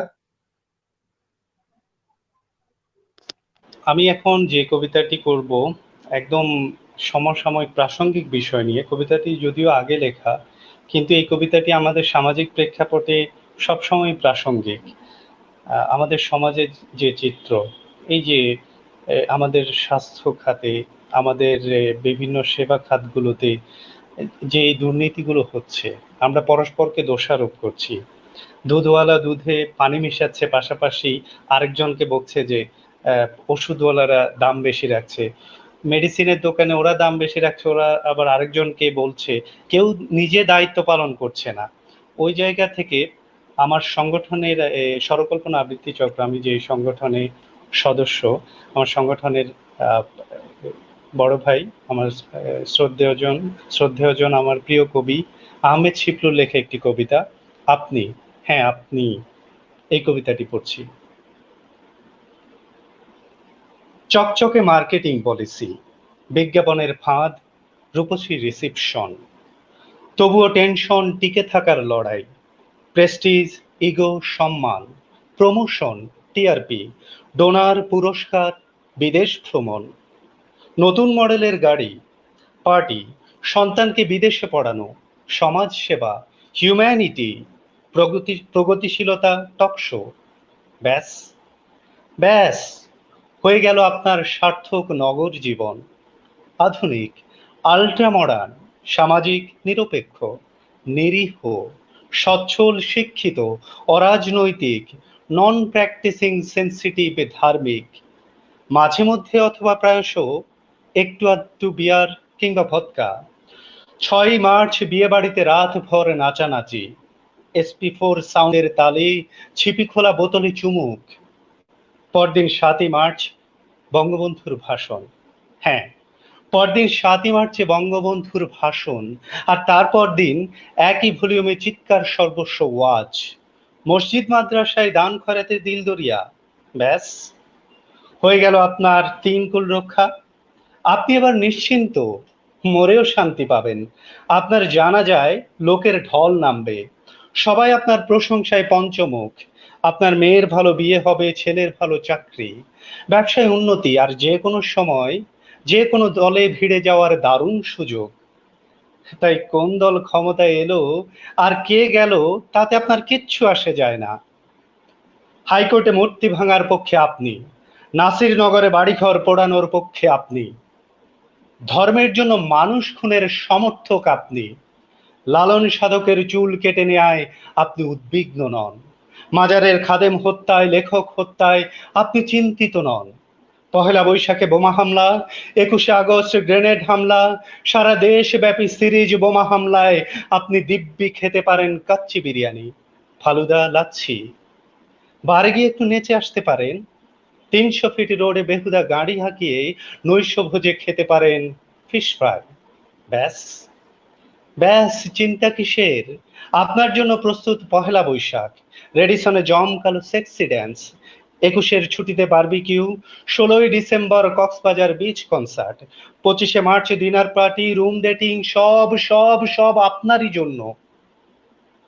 আপনি এখন চাইলেই পড়তে পারেন পাঞ্জাবি অথবা টি শার্ট, শুধু বউকে বোরকা আর হিজাবে আবৃত রাখবেন, আর গোপনে তারপর 2-4টা পরকীয়া চালাবেন, খাদ্যে ভেজাল দেবেন, কাড়ি টাকা কামাবেন, কর ফাঁকি দেবেন, হজ করবেন, বড় সাইজের হাইব্রিড গরু কোরবানি দেবেন। ব্যাস ব্যাস দুশ্চিন্তা কিসের? কোনো দুশ্চিন্তা নেই। 57 ধারায় আপনি নিরাপদ, র্যাব আপনাকে খুঁজবে না, পুলিশ আপনাকে খুঁজবে না, জঙ্গি আপনাকে খুঁজবে না, রাষ্ট্র রাষ্ট্র আপনাকে খুঁজবে না। পড়ছিলাম আহমেদ শিপলুর কবিতা, হ্যাঁ আপনি। খুবই চমৎকার, সাহসী উচ্চারণ। আহমেদ শিবলু আমার খুব পছন্দের একজন কবি এবং শুনে খুব ভালো লাগলো। আমি আসলে এই তথ্যটা জানতাম না যে তোমার সংগঠনের সে একজন মুখ্য ব্যক্তিত্ব এখানে। শুনে ভালো লাগলো। আর আহমেদ শিবলু এর খুব সাহসী উচ্চারণ। সব কবি সবসময় দেখা যায়, অনেকে আমরা, আর কবিতার মধ্যে যে মেসেজটা ছিল সেটা হচ্ছে গা বাঁচিয়ে চলা। আমরা বেশিরভাগ লোকই দেখা যাচ্ছে গা বাঁচিয়ে চলি, যে আমার কিছু হয়নি, আমার তো কেউ মারা যায়নি, আমার তো কেউ ক্ষতিগ্রস্ত হয়নি। এই আমার আমার করে করে আমরা বেশিরভাগ মানুষ তারা নিজেকে একটা সংকীর্ণ বলয়ের মধ্যে আটকে ফেলি। কিন্তু যখন বিপদটা বা সেই সামগ্রিক পরিস্থিতিগুলো আমার নিজের ঘাড়ের উপর এসে পড়ে, তখনই আমাদের বোধোদয় হয় যে আসলে কি ভুলটা আমরা করেছি। তো সমাজের যে সার্বিক অবক্ষয়, বিশ্বের সার্বিক অবক্ষয়, আজকে করোনাকালীন যে সময়টা, এটার জন্য আমরা দায়ী, আমরাই দায়ী। কারণ হচ্ছে, এবং আমরা গা বাঁচিয়ে চলেছি, আমরা পরিবেশ দূষণ চোখের সামনে হতে দেখেছি, প্রতিবাদ করিনি, বিভিন্নভাবে প্রকৃতিকে আমরা প্রকৃতির সাথে অন্যায় আচরণ করেছি, একজন করেছে আরেকজন চোখ বন্ধ করে থেকেছে। তো অনেক ধন্যবাদ তোমাকে রাবিন এই চমৎকার সাহসী কবিতাটা করার জন্য। এবং আবৃত্তি লিখলেই তো হবে না, অনেক সাহসী কবি আছেন যারা সাহস করে লেখেন, কিন্তু সেই সাহসী কবিতাটা সাহস করে উচ্চারণ করতেও একজন ভালো সবল আবৃত্তি শিল্পী দরকার। তো তোমার চমৎকার কবিতাটার জন্য ধন্যবাদ। আমি একটু শুনতে চাচ্ছি তোমার কাছে আহ, তোমার সংগঠন নিয়ে আমাদের কিছু বলো। সংগঠন নিয়ে আমি আসলে সাংগঠনিক আবৃত্তি চর্চার মাধ্যমে আমার আবৃত্তি চর্চায় যুক্ত হওয়া। এর আগে আলাদাভাবে ছোটবেলায় হয়তো স্কুলে থাকতে পড়েছি, এর বাইরে ওইভাবে যুক্ত ছিলাম না। মূলত আমার বন্ধু, আমার জীবন সঙ্গীর তার প্রথমে বলবো যে প্ররোচনায়। কারণ আমি তখন একটা প্রজেক্টে জব করতাম, ড্যানিডার একটা প্রজেক্টে ছিলাম। সপ্তাহে একদিন শুক্রবার শুধু শুধু আমার ছুটি ছিল। তো ও ছোটবেলা থেকে যেহেতু যুক্ত ছিল, ও একটা সাংগঠনিক আবৃত্তির সাথে যুক্ত হওয়ার জন্য একটা কর্মশালা করতে চাচ্ছিল। স্বরকল্পনা আবৃত্তি চক্রের কর্মশালায় যুক্ত হবে, ক্লাস হয় শুক্রবারে। তো আমি যেহেতু সপ্তাহে একদিন ছুটি পাই, ওই দিনটা আমাকে সময় দেওয়ার উদ্দেশ্যে সে আমাকে প্ররোচিত করলো যে চলো একসাথেই কর্মশালা করি। ওই প্ররোচনায় পড়ে একসাথেই কর্মশালায় ভর্তি হলাম, এবং এরপরে ওটা আসলে অপার অনুপ্রেরণায় পরিণত হয়েছে সেই প্ররোচনাটা। এবং সাংগঠনিক আবৃত্তি চর্চার মাধ্যমে আবৃত্তির সাথে ঘর বাঁধলাম আমরা দুজন। এখন আবৃত্তির সাথে আমাদের আসলে গেরস্থালি চলে। আর সংগঠনের চর্চা, আর সংগঠনে অনেক ধরনের সুবিধা যেমন থাকে, অনেক টানাপোড়েনও থাকে এখানে আসলে। ব্যক্তি শিল্পীকে সংগঠন কিভাবে আসলে কতটুকু দিবে এবং কিভাবে তুলে আনবে, ওই জায়গাটায় এখনো আমাদের এখানে সাংগঠনিক চর্চার ক্ষেত্রে অনেক সংকীর্ণতা রয়ে গেছে। এই বাস্তবতাগুলো আমরা যারা চর্চার সাথে যুক্ত আছি আমরা সবাই জানি। এর মধ্যেও কিছু মানুষ সব সময় থাকেন যারা আসলে তরুণ প্রজন্মকে নিজে হাতে ধরে তুলে আনেন। এরকম কিছু মানুষ আবৃত্তি অঙ্গনে আছেন বলেই আমরা তরুণরা এখনো আসলে আবৃত্তি নিয়ে বেঁচে আছি। পাশাপাশি এই যে অনেক সহজ মানুষদেরকে দেখি, শাশ্বতীদির মতো, যারা শেখানোর জন্য উন্মুখ হয়ে থাকেন এবং নিঃসংকোচে শেয়ার করেন বিষয়গুলো শেখানোর জায়গাগুলোতে। তো আসলে বাধাগুলো থাকে না নিজের যদি ইচ্ছা থাকে। হ্যাঁ, খুব ভালো কথা বলেছো। এবং যেটা বললেন এই যে শাশ্বতীদির কথা, যে আমি আবার, কারণ শাশ্বতীদি নিজের প্রশংসা শুনতে চায় না, এটা হলো এই জন্য ওনাকে আমি এখন মিউট রেখে আমি ওনার প্রশংসা করবো, যাতে করে উনি কিছু না বলতে পারেন। তো শাশ্বতীকে মিউট রাখা হয়েছে। যে যেটা হচ্ছে, এই মানুষটা আমি দেখেছি যে শেখানোর ক্ষেত্রে অনেক বেশি আহ, আগ্রহী থাকে। এটা আসলে সবাই থাকে না। এবং কিছু কিছু মানুষ আছে বলেই, যেমন বাংলাদেশেও বেশ কয়েকজন আবৃত্তি শিল্পী রয়েছেন, নাম মেনশন করতে গেলে আবার একজন এটা বলতে গেলে আরেকজন রাগ করতে পারেন, এই জন্য কারণ আমি মেনশন করব না। বেশ কয়েকজন রয়েছে, তারা বুঝে নেবে যে আসলে কাদের কথা আমি বলতে চেয়েছি। সেই মানুষগুলো কিন্তু চায় তরুণদেরকে জায়গা করে দিতে এবং সাংগঠনিক জায়গাগুলোর চর্চাটা ব্যাপকভাবে হোক। আবার কিছু মানুষ থাকে, এটা আমরা দেখি সব জায়গায় থাকে, সেটা ভারতেও আছে, সারা বিশ্বের সব জায়গাতেই আছে, যে কিছু মানুষ থাকে যে তারা শুধু নিজেকে নিয়েই ভাবে, তোমার এইমাত্র করা কবিতাটার মতো, যে তারা আত্মকেন্দ্রিক অনেকটা। যাই হোক, অনেক কথা হচ্ছে। আর আমাদের সাথে সংযুক্ত আছেন অনেক দর্শক শ্রোতা, অনেক কমেন্ট লিখেছেন, আমরা কমেন্ট গুলো শুনবো। আসলে শাশ্বতী দিকে সবসময় পাওয়াও যাবে না, ওনাকে পেয়েছি। কমেন্ট গুলো পড়া, যেহেতু আপনারা কমেন্ট লিখেছেন আপনাদের ধন্যবাদ, আমরা পড়বো কমেন্ট গুলো, চেষ্টা করবো পড়ার। তো শাশ্বতী দিদি, তোমার কাছ থেকে এবার কোন কবিতাটা শুনবো?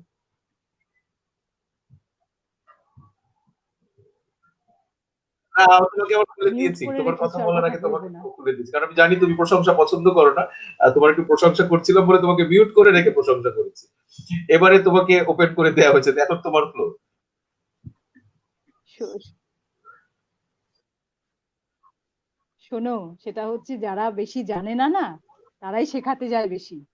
আমি নিজে আসলে আচ্ছা, আচ্ছা। শেখাতে গিয়ে নিজেই হ্যাঁ, শিখে সেটা আমরা চলে জানি। আসি। ওই জন্যই শেখাতে যাই। যাদের কাছে যাদের কাছে যাই শেখানোর জন্য, যাদের কাছে যাই শেখানোর জন্য, তারাও বেশ আমাকে এমন কিছু শিখিয়ে দেয়, আমার সেটা হয় প্রাপ্তি। ওই জন্যই না, তোমার কথাটার একটা, শেখাতে যাওয়ার ইচ্ছে। আচ্ছা, যাই হোক, রাবিন শুরু করে হ্যাঁ, দিল। তোমার কথার কিন্তু একটা পজিটিভ জিনিস আছে, সেটা আমি বলো, কিন্তু করি। কি তোমার বলছো? এই কথাটাকে আমি শুধু যে আদিক্ষেতা বা তুমি বিনয়ী বিনয়ী এটা আমি বলবো না। এই কথাটা আমি নিজে পালন করি। যেটা হচ্ছে, আমাকে যদি কেউ বলে যে তুমি কার কাছ থেকে শেখো, আমি কিন্তু একদম নির্দ্বিধায় বলি আমার সংগঠনের যে সবচেয়ে কনিষ্ঠ শিশু শিল্পীটা আছে তার কাছ থেকে আমি সবচেয়ে বেশি শিখি।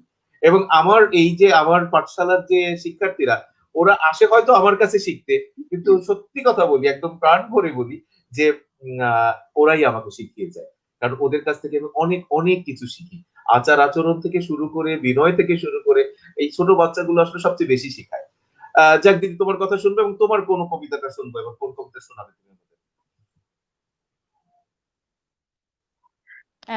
যেটা বলবো সেটা হচ্ছে, রাবিন শুরু করে দিল ভীষণ কঠিন কঠিন কথাগুলো সপাটে যেন কোথাও একটা কবিতার মধ্য দিয়ে, ও কবির লেখা কবিতার মধ্য দিয়ে আমাদের কাছে পৌঁছে দিল। সেরকমই আমাদের এখানকার কবিরাও তো অনেকেই লেখেন, খুব দুঃসাহস নিয়ে নিয়েই লেখেন। তার মধ্যে অন্যতম একজন কবি হচ্ছেন দীপ মুখোপাধ্যায়। একটা বেশ, কবিতাটার মধ্যে বেশ কিছু মেসেজ আছে, কিন্তু মজাও আছে। দীপ মুখোপাধ্যায়ের চলছে চলবে। পয়সাওয়ালা গাড়ি চড়বে, পয়সাওয়ালা গাড়ি চড়বে, গরিবরা সব চাপা পড়বে। কালো টাকায় হাওয়া করবে, কুস্তিগিররা কুস্তি লড়বে। ভীষণ রাগ জ্বলছে জ্বলবে, ভীষণ রাগ জ্বলছে জ্বলবে, চলছে চলবে, চলছে চলবে, চলছে চলবে। নাপিত রাজে চুলে ছাঁটবে, সিএমডিএ গর্ত কাটবে, কুলি কামিন সুদ হয়ে খাটবে, মতলব বাজ পেঁচ আঁটবে, সাধু সজ্জন কান মলবে। চলছে চলবে, চলছে চলবে, চলছে চলবে। প্রেমে পড়ে ভালোবাসবে, বুড়ো বুড়ি খুক খুক কাশবে। প্রেমে পড়ে ভালোবাসবে, বুড়ো বুড়ি খুক খুক কাশবে। বম্বে থেকে ফ্যাশন আসবে, বাবা মাঝে মুচকি হাসবে। কত বেকার ফলছে ফলবে, কত বেকার ফলছে ফলবে। চলছে চলবে, চলছে চলবে, চলছে চলবে। অনাহারে মানুষ ধুকবে, ছাত্র রাজে টুকছে টুকবে, ছাত্র রাজে টুকছে টুকবে। পুলিশ গুলো চুরি রুখবে, পুলিশ কুকুর গন্ধ শুঁকবে। তবু ওরাই বলছে বলবে, তবু ওরাই বলছে বলবে। চলছে চলবে, চলছে চলবে, চলছে চলবে। চামচে গুলো খামচে মারবে, আবার এসে আড্ডা গাড়বে। নেতারা সব ভাষণ ছাড়বে, ওরাই আবার ভোটে হারবে, ওরাই আবার ভোটে হারবে। কলকাতা আজে চলছে চলবে, কলকাতা আজে চলছে চলবে। চলছে চলবে, চলছে চলবে, চলছে চলবে, চলছে চলবে, চলছে চলবে, চলছে চলবে। তা জানি না, আমি আমাদের এই কবিতার মধ্যে কলকাতার কথা আছে, কিন্তু যে কথাগুলো আছে সেটা একদম আমাদের গোটা বিশ্বের যা অবস্থা, সব দেশে প্রাসঙ্গিক এই এবং কবিতা। সব দেশে নয়, বিশেষ সব করে আমি দেশে যেটা বলবো, প্রাসঙ্গিক। বিশেষ করে আমাদের এই সাবকন্টিনেন্টে, এই পাক ভারত উপমহাদেশে এই চলছে চলবেটা একটু বেশি ভাবেই আছে। হ্যাঁ, এবং তাই না, আমাদের এই দক্ষিণ এশীয় দেশগুলোর মধ্যে এটার মধ্যে এর একদম, প্রবণতাটা খুব বেশি। আহ, একেবারে এবং এই সামাজিক একেবারে। উচ্চারণগুলো কিন্তু খুব প্রয়োজন দিদি। এই মুহূর্তে যে আমরা একত্রিত হয়েছি, তুমি ওপার থেকে আমাদের সাথে সংযুক্ত হয়েছো, ঢাকা থেকে রাবিন, আমি গোপালগঞ্জ থেকে। আসলে কবিতাই তো শুধু আমাদের উদ্দেশ্য না, মানুষকে একটু প্রাণ শক্তি সঞ্চার করা। আমাদের একজন কমেন্ট লিখেছিল, কমেন্টটা একটু পিছনে আছে, আমি একটু দেখে আসতে চাচ্ছি কমেন্টটা, অনেক চমৎকার একটা কমেন্ট আমার চোখে পড়েছিল। আমি কমেন্টগুলো আবার পড়বো। আহ চৌধুরী এম জেড উনি লিখেছিলেন, ওনার কমেন্টটা আমাকে একটু নাড়া দিয়েছে, যে চমৎকার কবিতা মুখর পরিবেশ, চারপাশের বন্যার পানি উঠোন জুড়ে, অলস আর বোরিং সময়গুলোতে একটা জড়তা কাটানোর উপলক্ষ পেলাম এই লাইভে। প্রাণ ভরে উপভোগ করছি আড্ডা ও আবৃত্তি। ওনার এই কমেন্টসটা আমার চোখে পড়েছিল, আমি দেখে গিয়েছি এবং পরে পড়বো ভেবেছিলাম। কিন্তু এটাই আসলে কথা, যে এই মুহূর্তটায় অনেকগুলো সমস্যায় আমরা আছি। ভারতেরও বিভিন্ন অঞ্চলে বন্যা হচ্ছে, বাংলাদেশের বেশ কিছু জেলা প্লাবিত বন্যার জলে। সাথে আছে করোনা, করোনা তো একদম গ্রাস করে নিয়েছে। সাথে আবার ডেঙ্গির প্রাদুর্ভাব। এই এতগুলো সমস্যা নিয়েও আমরা তাহলে এই সাংস্কৃতিক অনুষ্ঠান কেন করছি? সংস্কৃতি আসলে যুদ্ধে, বিগ্রহে, অনাচারে, অত্যাচারে, দুর্ভিক্ষে, মহামারীতে সাংস্কৃতিক পরিবেশনাগুলো মানুষকে একটু প্রাণশক্তি যোগায়, এই উদ্দেশ্যেই আমাদের সামনে আসা। আর এই চলছে চলবের জায়গাগুলো থেকেও প্রতিবাদ মুখর হওয়ার জায়গাটাও সাংস্কৃতিক কর্মীদের, এই দায়িত্বটাও তাদের, এবং তারাই আসলে এই জায়গাগুলো নাড়া দেবে। তো আমরা প্রত্যাশা করি সবাই অন্তত যে জায়গাটা প্রতিবাদ করার, সেটা সবাই সবল কণ্ঠে প্রতিবাদ করবেন। কেউ যদি গা বাঁচিয়ে চলেন, কালকে সেই ঝামেলাটা আপনার উপরেও এসে বর্তাতে পারে। যাই হোক, আমরা রাবিনের কাছে আরেকটা কবিতা শুনবো এবার। রাবিন কোন কবিতাটা শোনাবে ভাই? আমি এখন অনুনাদের ছোট্ট বন্ধুদের জন্য কাজী নজরুল ইসলামের খাদু দাদু করব। অনেক ধন্যবাদ ওমা, আমার সংগঠনের শিশুদের জন্য। আচ্ছা, হ্যাঁ, শুরু করছি। অনুনাদের ছোট্ট বন্ধুদের উদ্দেশ্য করে পড়ছি খাদু দাদু। ওমা, তোমার বাবার নাকে কে মেরেছে ল্যাং, খেদা নাকে নাচছে নেদা, নাক ড্যাঙা ড্যাং ড্যাং। ওর নাকটাকে কে করলো খেদা, রাধা বলিয়ে, চামচিকে ছা, বসে যেন ন্যাজুর ঝুলিয়ে, বুড়ো গরুর পিঠে যেন শুয়ে কোলা ব্যাং। ওমা, আমি হেসে মরি, নাক ড্যাঙা ড্যাং ড্যাং। ওর খেদা নাকের ছেঁদা দিয়ে টুকি কে দেয় টু টু টু টু। সর্দি বলে, সর্দি ওটা, এ রাম ওয়াক থু। কাছিম যেন উপুর হয়ে ছড়িয়ে আছেন ঠ্যাং। ওমা, আমি হেসে মরি, নাক ড্যাঙা ড্যাং ড্যাং। দাদু বুঝি চীনাম্যান মা, নাম বুঝি চাংচু, তাই বুঝি ওর মুখটা এমন চ্যাপ্টা সুধাংশু। জাপান দেশের নোটিশ শুনি নাকে এঁটেছেন। ওমা, আমি হেসে মরি, নাক ড্যাঙা ড্যাং ড্যাং। দাদুর নাকি ছিল না মা, অমন বাদুর না, ঘুম দিলে ওই চ্যাপ্টা নাকেই বাজতো 7টা শাঁখ। দিদিমা তাই থ্যাবড়া মেরে ধ্যাবড়া করেছেন। ওমা, আমি হেসে মরি, নাক ড্যাঙা ড্যাং ড্যাং। লম্ফানন্দে লাফ দিয়ে মা চলতে বেজির ছা, দাড়ির জলে পড়ে দাদুর আটকে গেছে গা। বিল্লি ছানা দিল্লি যেতে নাসিক এসেছেন। ওমা, আমি হেসে মরি, নাক ড্যাঙা ড্যাং ড্যাং। দিদিমা কি দাদুর নাকে টাঙাতে আলমানাক, গজাল ঢুকে দেছেন ভেঙে বাঁকা নাকের কাঁখ। মুচিয়ে সে দাদুর আমার নাক করেছেন ট্যাং। ওমা, ওমা, আমি হেসে মরি, নাক ড্যাঙা ড্যাং ড্যাং। বাঁশির মতন নাসিকা মা মেলে নাসিকে, সেথায় নিয়ে চলো দাদু দেখুন হাসিকে। সেথায় গিয়ে করুন দাদু গরুর দেবের ধ্যান। ওমা, ওমা, আমি হেসে মরি, নাক ড্যাঙা ড্যাং ড্যাং। নাক ড্যাঙা ড্যাং ড্যাং, নাক ড্যাঙা ড্যাং ড্যাং, নাক ড্যাঙা ড্যাং ড্যাং। অনেক ধন্যবাদ রাবিন। চমৎকার একটা শিশু ছড়া তুমি পড়লে, এবং আমার অনুনাদের ছোট ছোট বন্ধুরা তারা নিঃসন্দেহে খুশি হবে যে আমার আমন্ত্রিত অতিথি সে তাদের উদ্দেশ্যে একটা কবিতা করলো, এবং আমার খুব পছন্দের ছড়া। আমি খুব ছোটবেলায় শিখেছিলাম, অনেক দিন করা হয় না। তোমার কাছ থেকে শুনে আমার সেই শৈশবে আমি ফিরে গিয়েছিলাম। তো রাবিন, তোমাকে ধন্যবাদ। আমরা আবার আসবো তোমার কাছে। এবার শাশ্বতী, তোমার কাছে আবার আসতে চাই। তোমাকে একবার মিউট করে দিলে আনমিউট হতে চায় না কেন, তাই তো বুঝি না। আচ্ছা, যেটা হচ্ছে, তোমার সংগঠন নিয়ে কিছু বলো দিদি।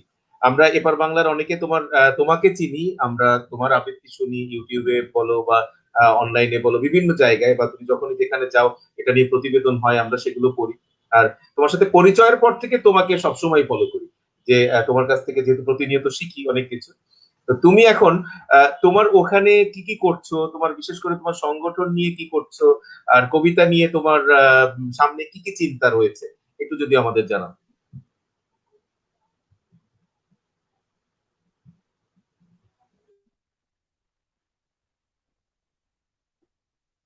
সংগঠন নিয়ে আসলে অনেক কিছু করার স্বপ্নই দেখেছি। অনেক কিছু কিছু কাজ এই এর মধ্যে করেছি। আরো তো অনেক কাজ এখনো করা বাকি আছে। তা আমাদের এখানে মূলত তো তোমাদের ওখানে যেমন হয় কর্মশালা, তোমাদের ওখানকার সিস্টেমটা আলাদা। আর আমার এই নেট যাচ্ছে আসছে, আমাদের এখানে মূলত সেভাবে কর্মশালা বা ওয়ার্কশপ যেগুলো সেগুলো আলাদা করে হয় সেটা অন্য, কিন্তু ধারাবাহিকভাবে যে আবৃত্তি চর্চা করা বা অনুশীলন করা সেটা কিন্তু করতে হয়। শুনতে পাচ্ছো? আমি বুঝতে দিদি শুনতে পাচ্ছি তোমাকে।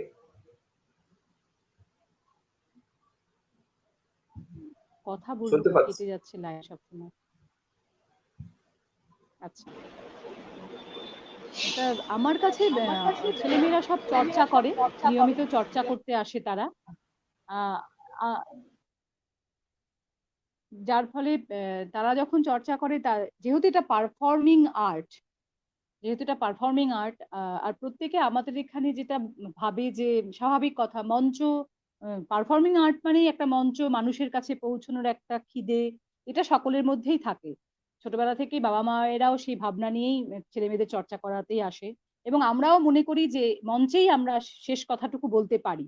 আমরা ঘরে বসে যেটা চর্চা করি সেটা যদি মানুষের কাছে না আনতে পারি তাহলে হয় না। তাই বছরে বিভিন্ন রকম অনুষ্ঠান কাজকর্ম আমাদের চলতেই থাকে, ছেলেমেয়েরা চর্চা করে, তাই সেটা নিয়েই আমাদের কাজকর্ম চলতে থাকে। আর তার উপরে যেটা আমি করেছি সেটা হচ্ছে আমার কাছে যে সমস্ত সিনিয়র মেয়েরা আবৃত্তি এখন তারা সিনিয়র হয়েছে অনেকদিন ধরে শেখার, অনেক বছর চর্চা করার ফলে তাদেরকে নিয়ে আমার একটা মেয়েদের ব্যান্ড আছে, আবৃত্তির ব্যান্ড, আলেখ্য আবৃত্তির ব্যান্ড। তাদের নিয়ে আমি অন্যরকম ভাবনা নিয়ে কবিতাকে একেবারে অন্যরকম ফরম্যাটে ফেলে আমরা সেই কাজটা শুরু করেছি কলকাতায়।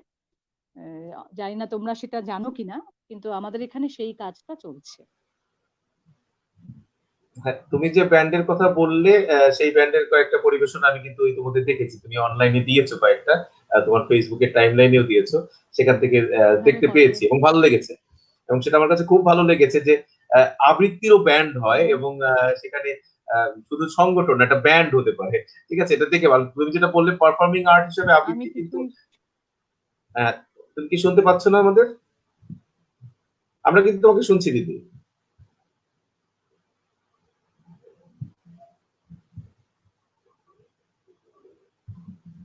সুপ্রিয় দর্শক শ্রোতা, একটু ইন্টারনেট সমস্যা হচ্ছে।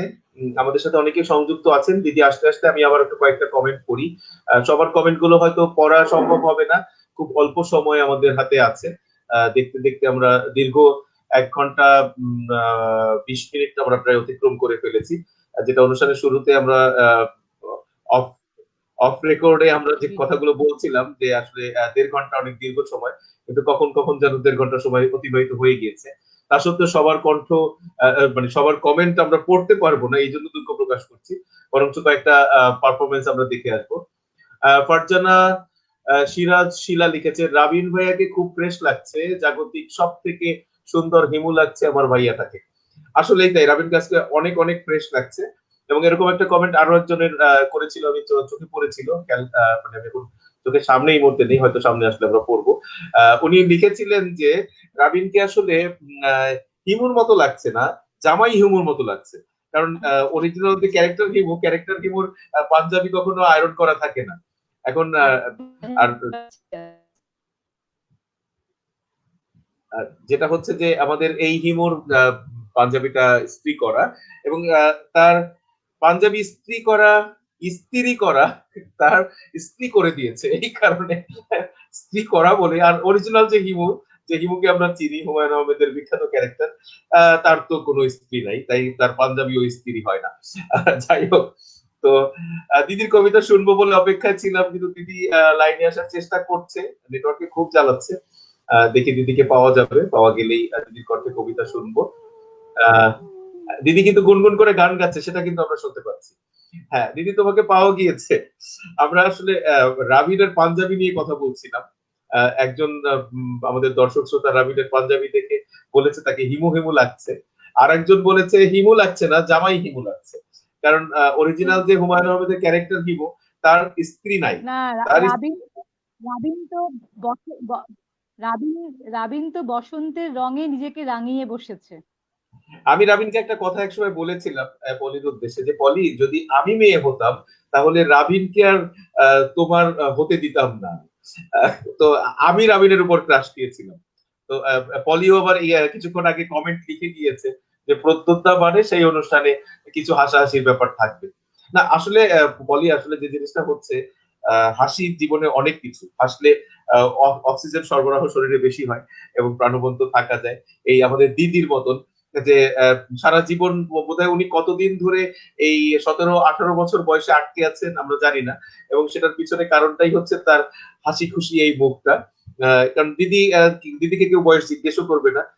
ওই 17-18 বা সর্বোচ্চ 20 এর মধ্যে আটকে আছে। কতদিন ধরে আটকে আছে সেটা আমরা শোনো জানি না। শোনো প্রদ্যোৎ, হ্যাঁ দিদি, শুনছি। শোনো প্রদ্যোৎ, এমন কিছু বলো না, মানুষ ঘাবড়ে যায়। না না, মানুষ, মানুষকে অকারণে বোকা বানিও না, তারা সব দেখতে পাচ্ছে। আচ্ছা, তারা সবাই দেখতে পাচ্ছে সেই আর কি। তো এই জিনিসটা হচ্ছে, আমরা কথা বলছিলাম হাসাহাসি নিয়ে, যে হাসতে হবে, প্রাণ করে হাসতে হবে। আমাদের দিদি অনেক হাসে বলি সে অনেক দিন বছর 20-এ আটকে আছে। তো দিদি, তোমার কবিতা শুনবো আমরা প্রায়। তুমি বলেছিলে আজকে আমরা স্ট্রিমে আসার আগে যে প্রচুর দীর্ঘ সময়, তো কোথা দিয়ে যেন 1.5 ঘন্টা কেটে গিয়েছে দিদি। আর মাত্র 7 মিনিট আছে 1.5 ঘন্টা হতে। তো তোমার একটা কবিতা শুনবো এখন। সবার খিদে পেয়ে গেছে নিশ্চয়ই। আমার খিদে পাইনি, কারণ আমি ঘুম থেকেই উঠেছি 4টার সময়। ডিনার টাইম হয়ে গেছে সবার, সবার। হ্যাঁ, তুমি তাই একটা জন্য কবিতা আমি শোনাও। খুব একদম খিদেটা উস্কে দেওয়ার মতো একটা, খিদেটাকে উস্কে দেওয়ার মতো কবিতা বলি একটা, হ্যাঁ, খিদে বলো বলো, পেয়ে সেটাই যাবে। ভালো, সেটাই ভালো হবে। আমার খুব প্রিয় কবি, আহ, আমি ওনার একটা কবিতা বলি আমি অনুষ্ঠান করলে। এই তো চলে যাচ্ছি বারবার করে, কেটে যাচ্ছে। এখন ঠিক আছে দেখো। হ্যাঁ, এখন ঠিক আছে। এখন আমার ঠিক খুব আছে। প্রিয় কবি, দর্শক বন্ধুরা চলে যাব তার আগে এই কবিতাটা বলে যাই। আরণ্যক বসুর ও কাজল পিসি। রোদ্দুরে দাও আচারের শিশি, কুটনো কুটেছো ও কাজল পিসি।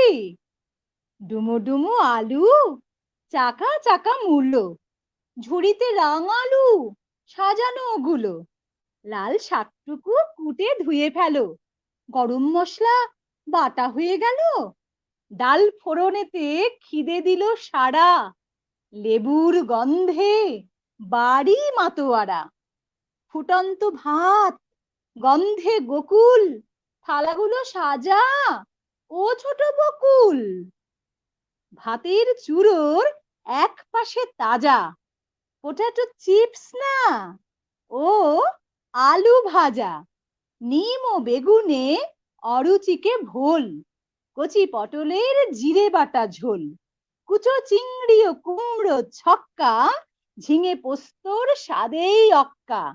কালিয়ায় ভাসে, কালিয়ায় ভাসে মুঠো মুঠো ছানা, টাটকা চিতল ভেড়ি থেকে আনা।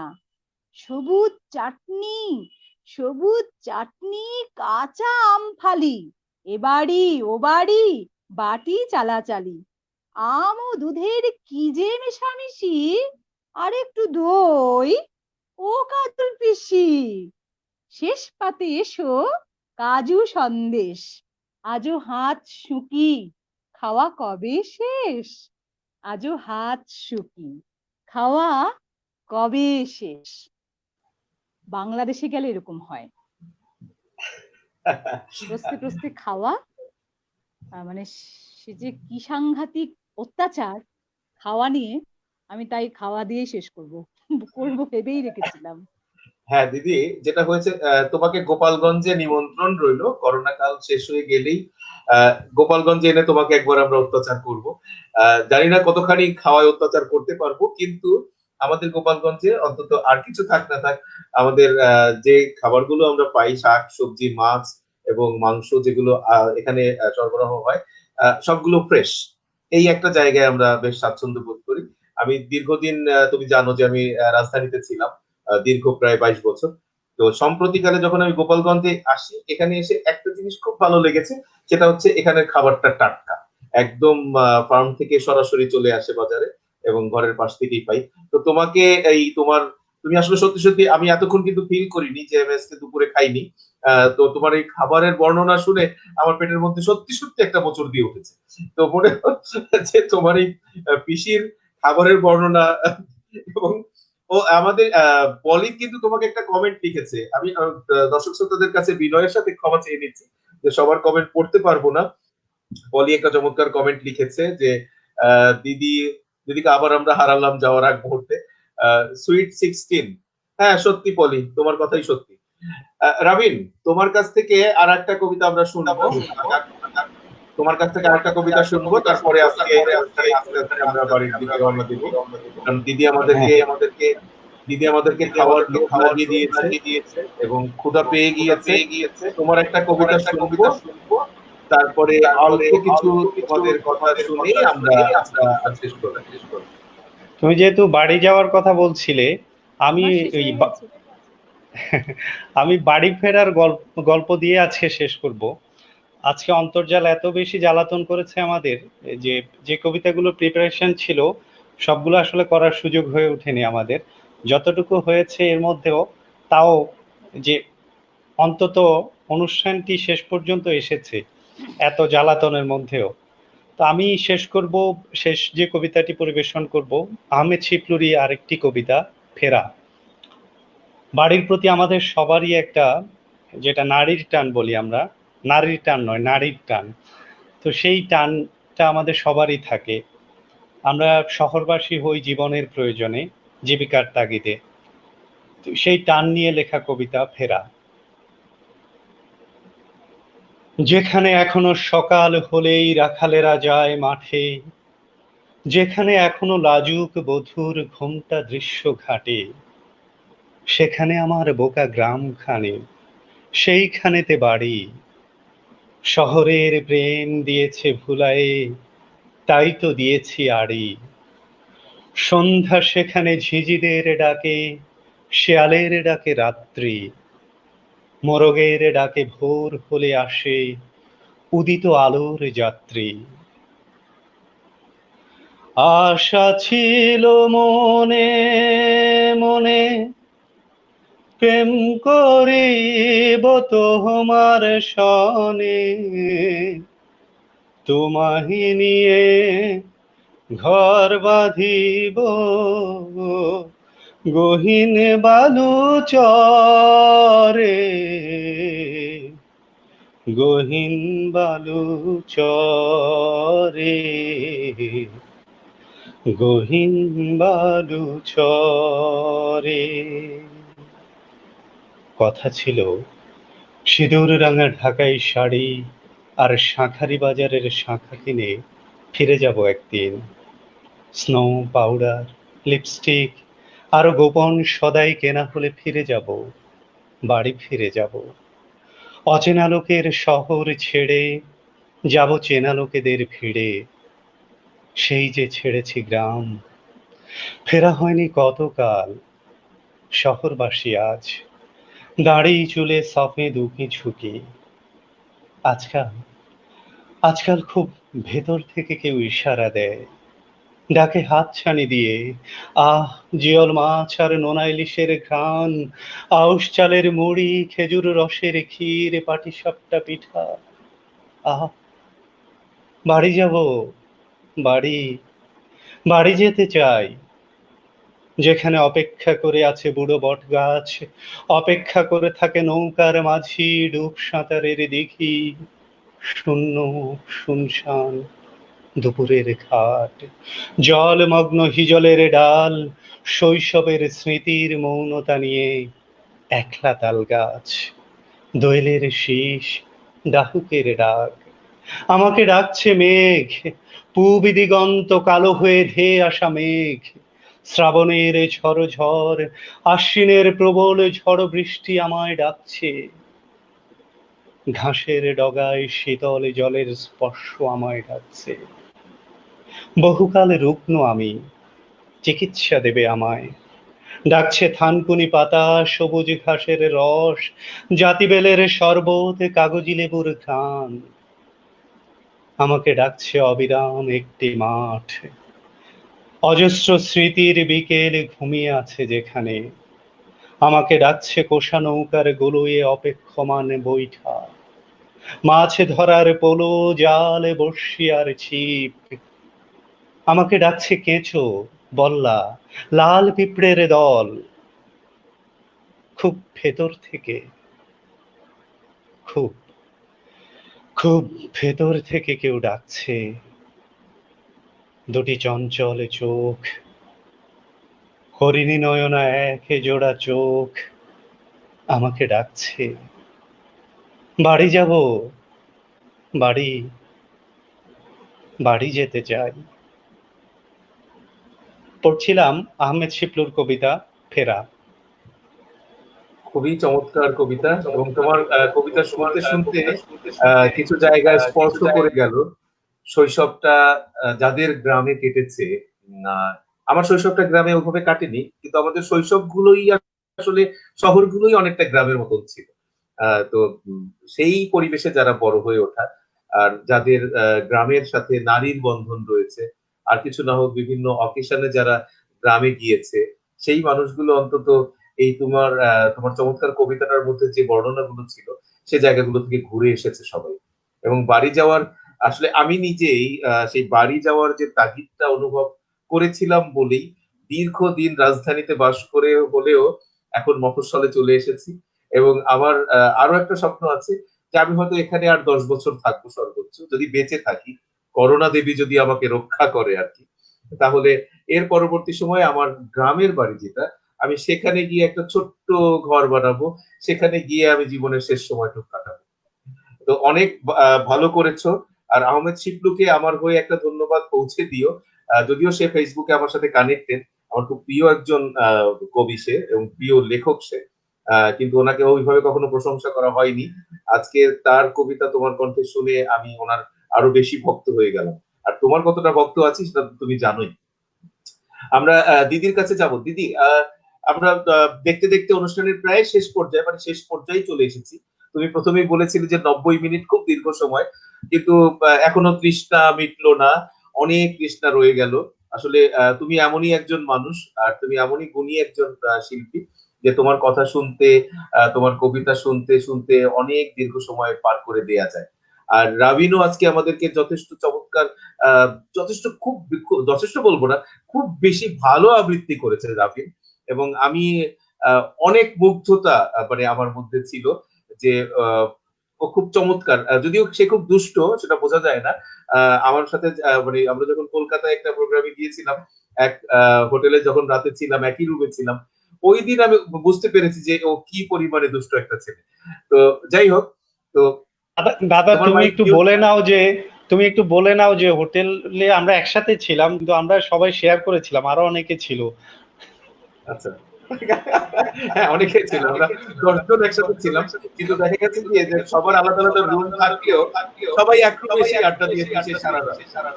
তো যাই হোক, দিদি, তোমার কথা শুনবো দর্শক শ্রোতাদের উদ্দেশ্যে। তুমি যে এত কষ্ট করে তোমার এত ব্যস্ততার সময়ের মধ্যে, অনেক কথা ছিল তোমার সাথে, আবার ভবিষ্যতে কোনো অনুষ্ঠানে বা সরাসরি দেখা হলে অনেক কথা হবে। তো আজকে এ পর্যন্তই আমরা থাকবো। তুমি শুধু যাওয়ার আগে আমাদের দর্শক শ্রোতা যারা ছিলেন, অনুনাদের যারা, আমাদের গুণগ্রাহী যারা আছেন, বা আমাদের সাথে যারা সম্পৃক্ত আছেন, তাদের সম্পর্কে এবং ওভারঅল এই করোনাকালীন সময়টায় আমাদের জীবন আচরণ কিরকম হতে পারে এই নিয়ে একটু সংক্ষিপ্ত পরিসরে যদি বলতে। অনুনাদের যে ছোটরা আছো, বা যারা অনুনাদের চর্চা করো, ছোট বড় সকলের উদ্দেশ্যেই বলছি, এমন একজন গুরুর সান্নিধ্য পেয়েছো তোমাদের, এটাই তো অনেক বড় পাওয়া। আমরা সবসময় ভালো গুরু পাই না, ভালো শিক্ষক পাই না। তো প্রদ্যুৎ খুব, সব থেকে বড় কথা, একজন শিল্পীর পাশাপাশি একজন ভালো মানুষ। তা এমন একজন মানুষের সান্নিধ্য পাওয়াটা সত্যি খুব সৌভাগ্যের। তোমরা তার থেকে যতটা পারো শিখে নাও, শিখে নাও, কবিতাকে ভালোবাসো তার মধ্য দিয়েই, এটাই আমি চাই। আর করোনা কালে আমার কিছু বলার নেই, সমস্ত ভাইরোলজিস্টরা বলছেন, সমস্ত বৈজ্ঞানিকরা বলছেন, ডাক্তার, মানতে হবে, মানতেই হবে, সেটা মানতেই হবে। ওটার যদি কেউ আমরা বেশি মানে এর উপর দিয়ে ওস্তাদি করি, তাহলে কিন্তু অবধারিত অসুস্থ হওয়া এবং তার বাইরে যেটা হওয়া সেটা তো আমরা সকলেই দেখতে পাচ্ছি গোটা বিশ্ব জুড়ে হচ্ছে। তাই এরকম একের তো চরম সংকট, তার মধ্যে নিজেদের পরিবারের মানুষকে আর সংকটের মুখে কেউ ফেলবেন না। নিজেও সুস্থ থাকুন এবং পরিবারের মানুষকেও সুস্থ থাকতে দিন, এটা আমাদের দায়িত্ব। এই দায়িত্বটা এই সংকটের কালে আমাদেরকে মানে মানতেই হবে, বাধ্যতামূলক।